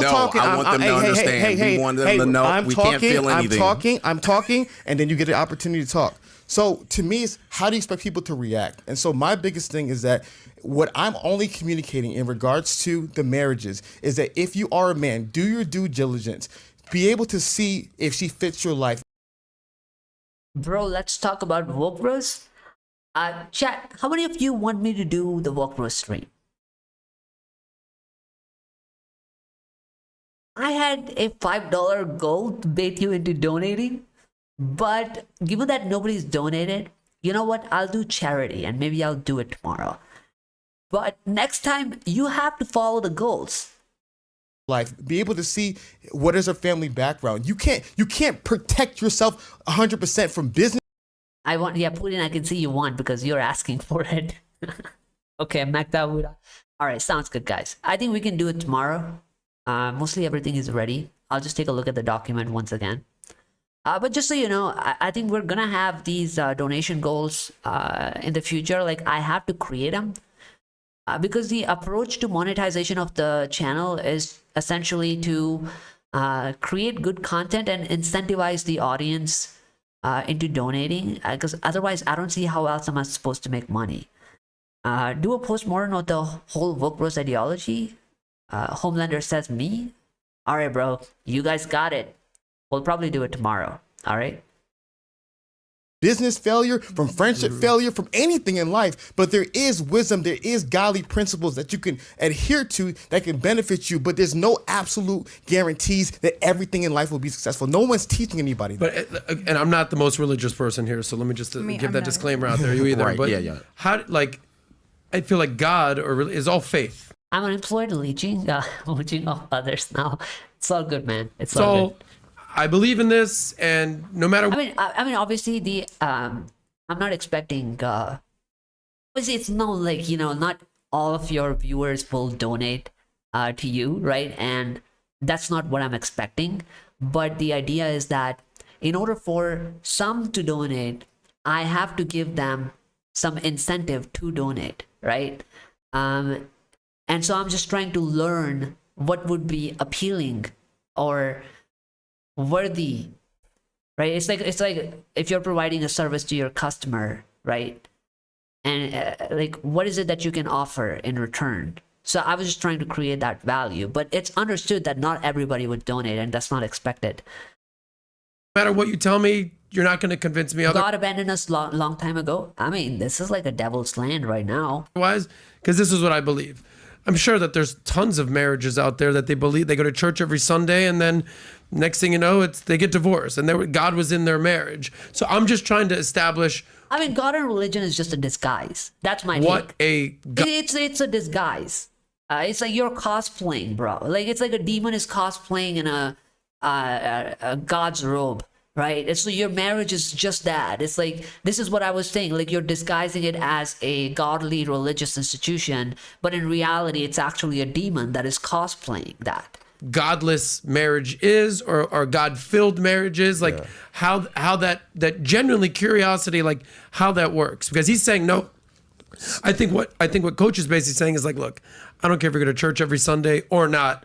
At the end of the day, your marriage is between you, your significant other, and the state. Right here on earth. Forget about it. Not in the clouds. And that's essentially what he's saying. Did you ask him a question, or no? I'm just bringing this out to the panel.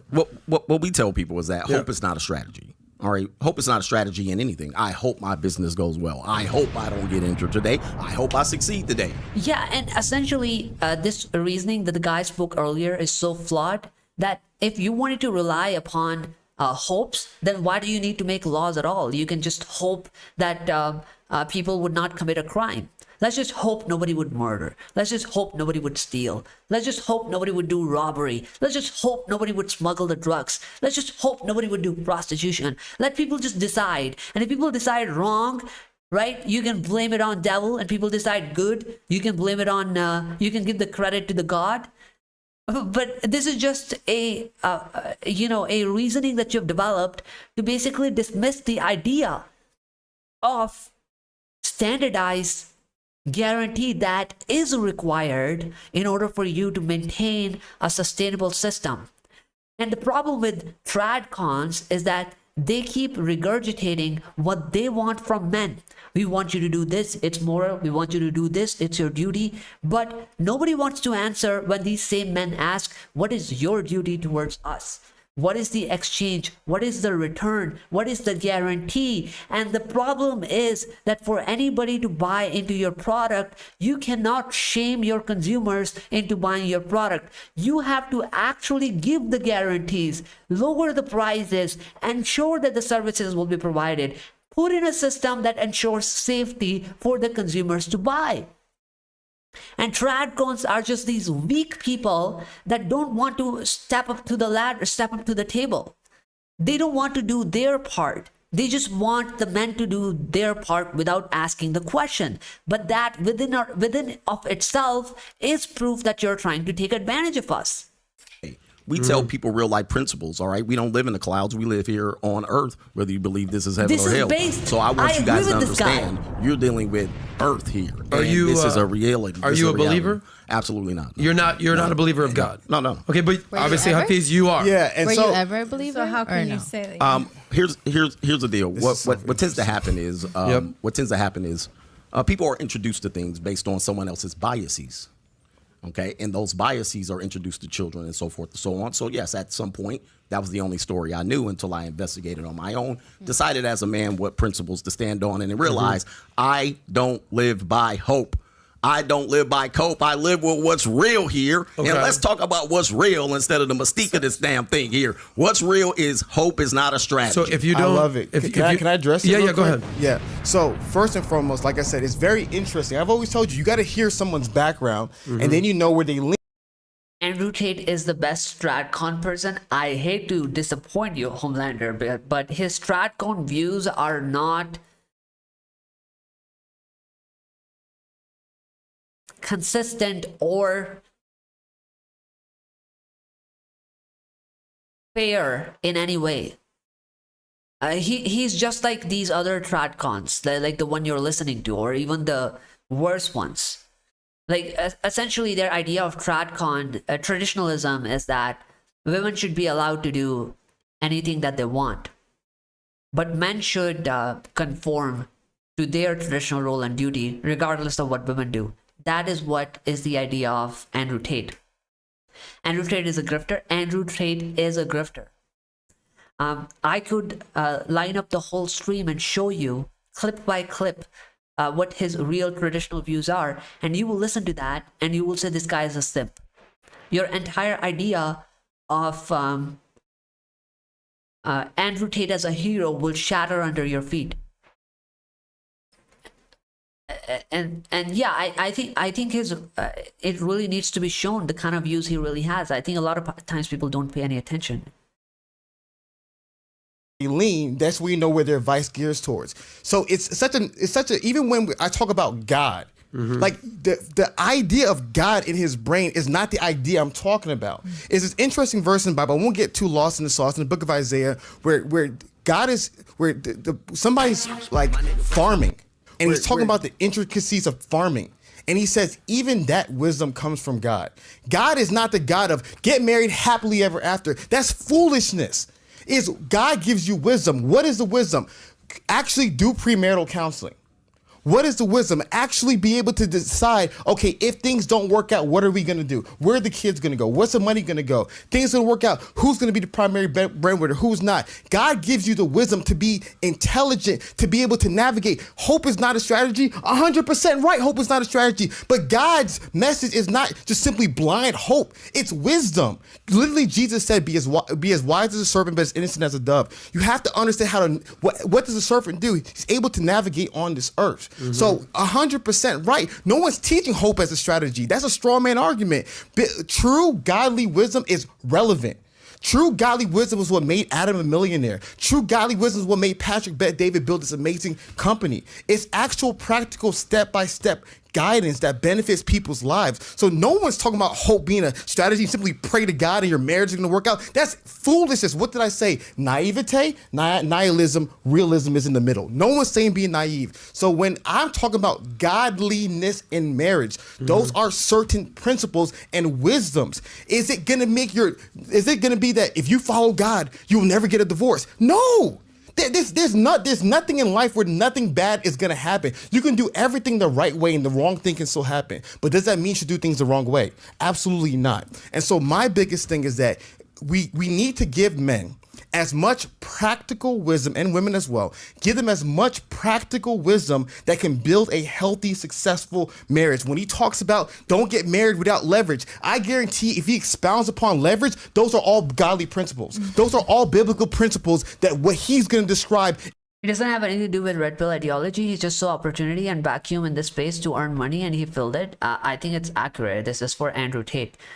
Andrew Tate believed women should stay home, clean, cook, and become mother. Actually, no, he does not believe that. This is why I said that you have not seen the clips that I have seen. So we should probably do a stream to show you that. But he actually believes the opposite of what you're saying. He thinks women should do whatever they want to do. If they want to do the business, they should do business. If they want to stay at home, they should do that. Verbatim, this is what he has said in one of the podcasts. And his idea is that women should enjoy life, practice their choices. I'm not going to control them. I am just saying that men should be the providers. They should bring the bread. They should, bring the money so she can live her happy life. Basically, the idea of becoming a retirement plan for women. You don't need to follow anyone. Anyone is not perfect. Yeah, I would agree with that. In what he defines as leverage, being masculine, you know what I mean, protecting your assets, all the things he would describe as leverage, that is godly wisdom. He may not view it as godly because his view of God is just some old white man in the clouds telling you to simply just do whatever you want, right? But to me, true godly wisdom is relevant, it's practical, it improves lives, because like Jordan Peterson said, but his problem is that wisdom alone will not really make marriages sustainable, because wisdom alone is not the binding source of marriages. So unless you're going to spill the same godly vision of wisdom in the laws, it really is irrelevant. Wisdom is irrelevant. I think this is pretty much the end of the clip, but like anything this guy says doesn't make any logical sense to me. But I saw in Bonnie Blue video, he said that. This is why, Home Letter, this is why people are calling Andrew Tate a grifter, because like I said earlier, that he's inconsistent, right? Which means saying one thing here, one thing there. This is a textbook definition of a grifter. He has no consistent views. He just wants to see what will make me the money, what will give me the popularity, and he will say exactly that to get what he wants. He has no consistent values of his own, right? Just look at the definition of grifter on Google. A person who engages in petty. No, this is not grifter. I'm talking about a different grifter. A grifter is a person who pretends to hold certain political views in order to gain money and other benefits. Someone who swindles people out of money through fraud. Someone who gets money dishonestly by tricking people. And this definition perfectly describes Andrew Tate. He's just tricking you into believing that he's a Tradcon when he's not even a Tradcon. And he's tricking a lot of men into believing he has their best interest in mind when he doesn't. The only interest he has in mind is himself. And he will change the position based on what gets him the most views and money. Even Kevin Samuels married multiple times. There is no way for anybody to guarantee a successful marriage in this system. And if you cannot guarantee a successful marriage, you should stop believing in the idea of successful marriage if it is not guaranteed? How many of you would buy a product from the market, let's say, for example, a cell phone, if the seller didn't guarantee that it would work for XYZ years? Every product comes with a warranty. Oh, for 2 years, 3 years, 4 years, 5 years, 1 year, it is under a warranty. Guess why? Because the product is made with sterling quality. This is why you can put a guarantee and a warranty on it. Why can you not put it on a marriage? Because that itself is proof that marriage is a broken product meant to destroy men. That is why it cannot be accompanied with warranty and guarantees, because it's a corrupt product designed to rob you. Currently, Andrew Tate is his white race protector and anti-immigration arc, because that's the hot topic now. Yes, this is true. This is what he is doing these days. Not to mention, he also scammed a lot of men in Daddy Coin. I don't know if anybody saw that, but that video is available. I think you should watch CoffeeZilla. Yeah, I will not watch it. I think if you want to watch it, you watch it, right? But you cannot say that you have the best interests of men in mind when you are intentionally scamming them in cryptos, knowing that you have a male demographic audience, knowing that you ask them to be rich and make more money, knowing that you flash Bugattis, mansions, and money to invite the people who are coming for that. And then you identify an opportunity to sell them a crypto, promising them a future of building money, while in reality, your true intentions are to basically rug pull them, run away with the money. So he's a fraud, but I can still agree with the view in Bonnie Blue video. So I will watch your Bonnie Blue video. But what if I said, what if what he said in Bonnie Blue video is contradicted by himself in, let's say, for example, a Piers Morgan video or in a PBD interview? So would you still consider him as a honest, consistent, genuine person as per the views, if he himself doesn't hold the same views and he flip-flops here and there? So I have to follow Soldier Boy because he's the only real man left. All the best, bro. Soldier Boy. All right, chat. I don't think I have anything else. I think I covered most of the stuff, right? What is this? Wait, let me see what this is about. Oh, okay. I get what this is about. Nah, we're not covering this today.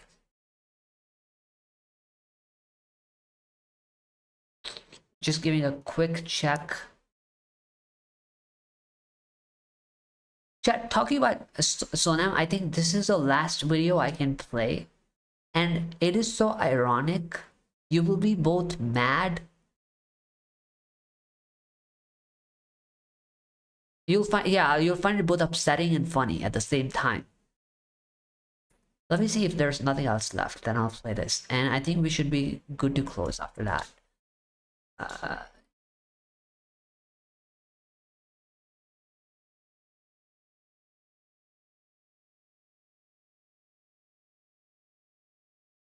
Yeah, okay, let's do it. This is the last, right?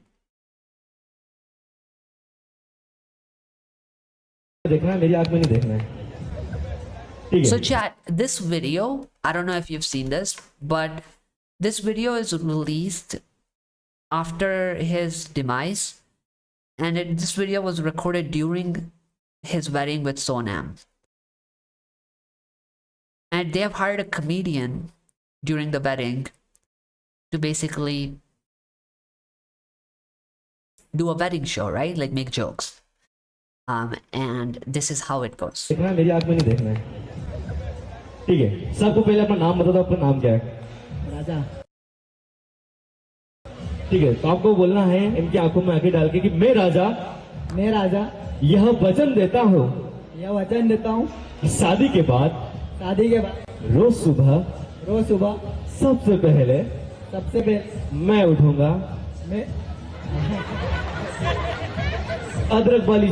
So chat, pay attention to the type of question he asked Raja, and then the kind of question he asked Sonam, the wife. And let me know if these standards are fair. And look at the responses that each one of them gives.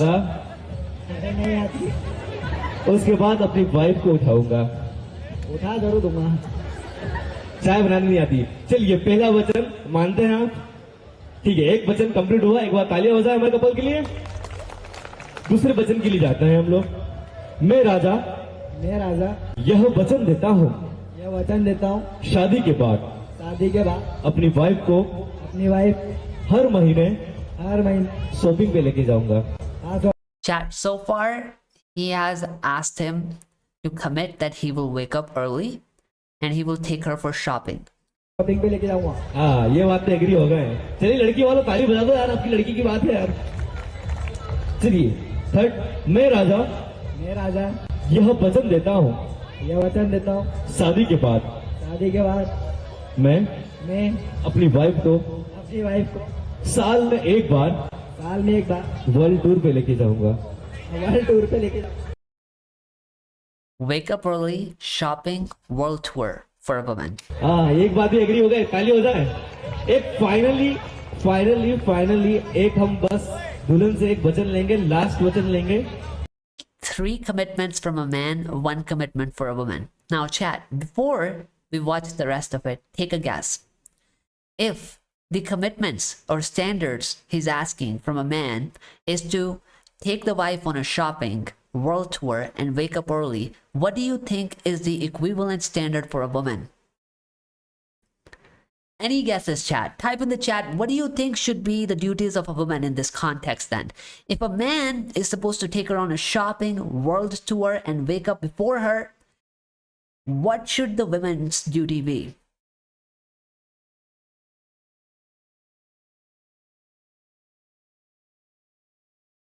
Just look at her face. Poor Raja didn't know that the murder plan was already prepared by this time. Yeah, I mean, as usual, the prey had no idea that he was being preyed upon. I have seen this type in movies too. So chat, any answers? Any answers in the chat? What do you think is the equivalent? Okay, Raj says take care of him. Cook, clean, support, respect. Kids, food, and maybe help me in finances. Great list, chat. Great list. Cook, clean, support, respect, kids, food, and maybe help me to finance. Can you think of anything else? Maybe massage my back. Massage my feet. Some guys would say sex anytime I want. Because, guys, let's be honest. The demands from men are very demanding.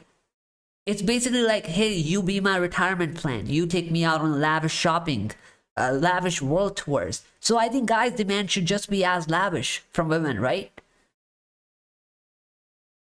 How about dowry? Don't kill me. That goes without saying, chat. So you've listed all of your requirements, right? Cook, clean, respect, support. Kids, food, maybe help me in finances. I've listed 1, massage my back and feet. Okay, let's see what he really asks the woman. और अगर वो agree हो गई इस वचन के लिए तो मैं मान जाऊंगा. And chat, remember, Raja agreed to all 3 of them. Okay, so let's see if she agrees. चलिए मैम, आपका नाम सबको बता दीजिए आप. सोनम. ठीक है. मैं सोनम यह वचन देती हूँ कि शादी के बाद राजा ओजी हमारे ओजी, ठीक है, शादी Loyalty, good, yeah. Right for domestic violence, yeah. शादी के बाद ये अपने दोस्तों के साथ कहीं भी जाए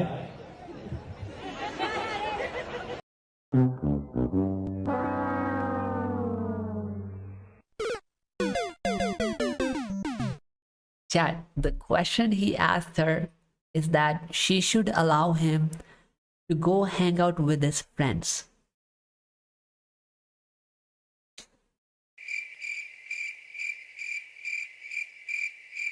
And she even said no to that.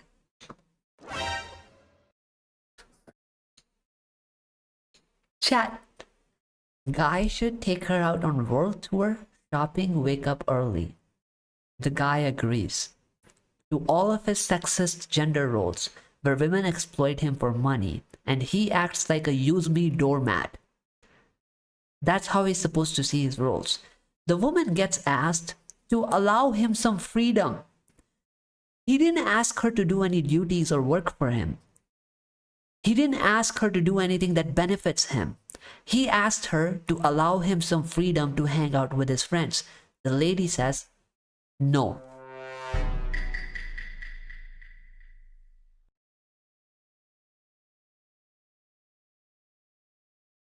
And my Brave browser crashed because of that demon. Can you imagine? So let's see if he asked any other question after that. Where were we? Okay, we were here. Homelander says, only thing I want from my women is peace of mind. Peace of mind. You know what the problem with you is, Homelander? And this is with all men, is you drop standards too much and women raise standards too much. Do you see this disparity? You're never gonna close this gap if you keep going down and down and women keep going up and up. If women are asking you for this much, you ask for one more above that. I know that you're coming from a good place and expecting a lot from women seems like unachievable to you, but unless you raise standards, buddy, you're not gonna get that. And you're letting them get away easy. Irony is these kind of things are romanticized in movies. Yeah, to brainwash men, basically. That's why they come up with the idea of Matrix.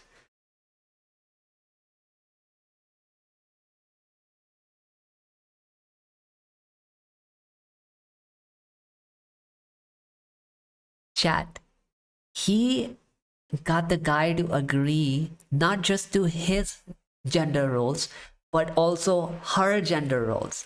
He says he will make the tea for her by waking up early while she sleeps in bed and drinks the tea. And you guys thought that the gender roles for women is cooking and cleaning.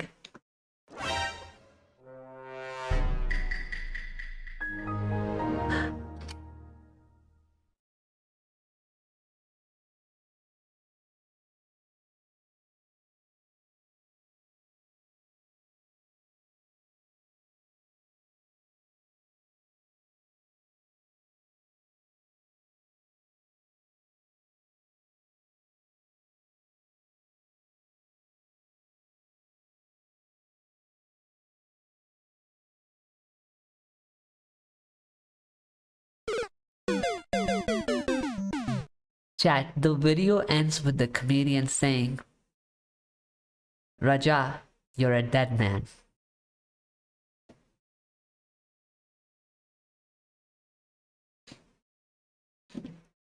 Little that he knew that joke wasn't just a joke. It was the fate of his life.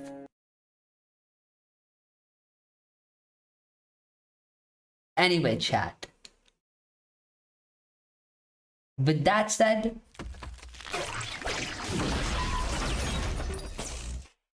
I think that is pretty much the end of our agenda.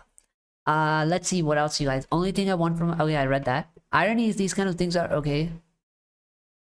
He's only Homelander by name. His personality is too good. Yeah, Homelander. It's pretty bad. Chat, that reminds me that I haven't caught up with that show in a long time. I think I only watched one season, maybe two. And then I just didn't get time. But it was a very... I would say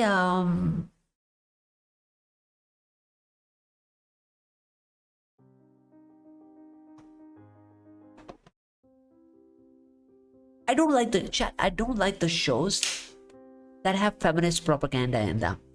And the one thing that I love the show was great, but the fact that they indoctrinated this idea of I think her name was Scarlett, right? One of the characters, and she was a feminist icon, and the whole storyline about how men hold the power, and for women to exist in the same space as men, they're asked for sexual favors. Basically, the whole Me Too tangent in the show, I hated it. I just hated it. And then they further went with the propaganda, showing that that aquatic power guy, I don't know what his name was, you know, the one with the water powers.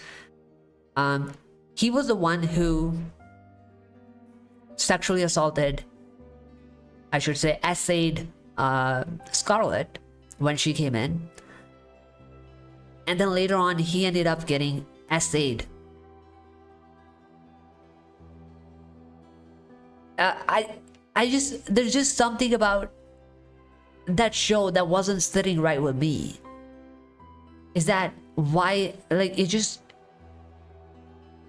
like, why does every show need to have a Me Too agenda in that? But otherwise the show was great. Yeah, that show was about a liberal feminist. Yep. You look like my friend Gimme Dome Dima Dome. Who's Gimme Dome Dima Dome? I don't know. Is this an influencer? Oh, if it's your friend, it's not on the internet, right? So I don't know. Do you know Wink Zink Wink? Yo, bro, what are you talking about? What is Wink Zink Wink?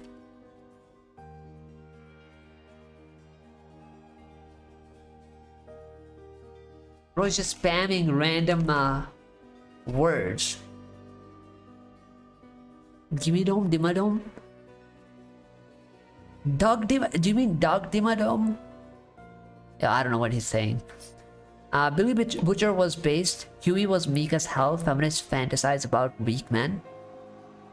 Feminists don't fantasize about weak men. Isn't it opposite? Like, I remember there was a Peterson video on this. He was like, that looked up popular searches by women of what kind of men that they desire. And those searches revealed that they were looking for stereotypical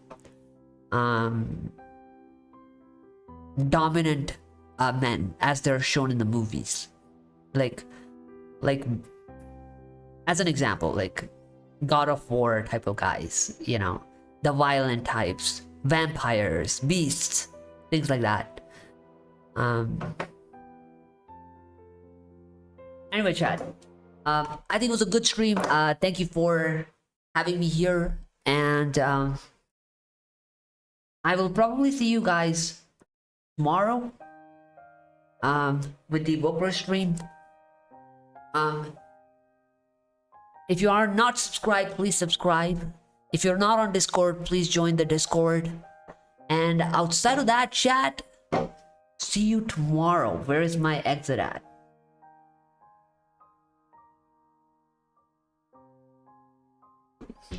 Alright, chat. Bye. Bye, chat. Bye.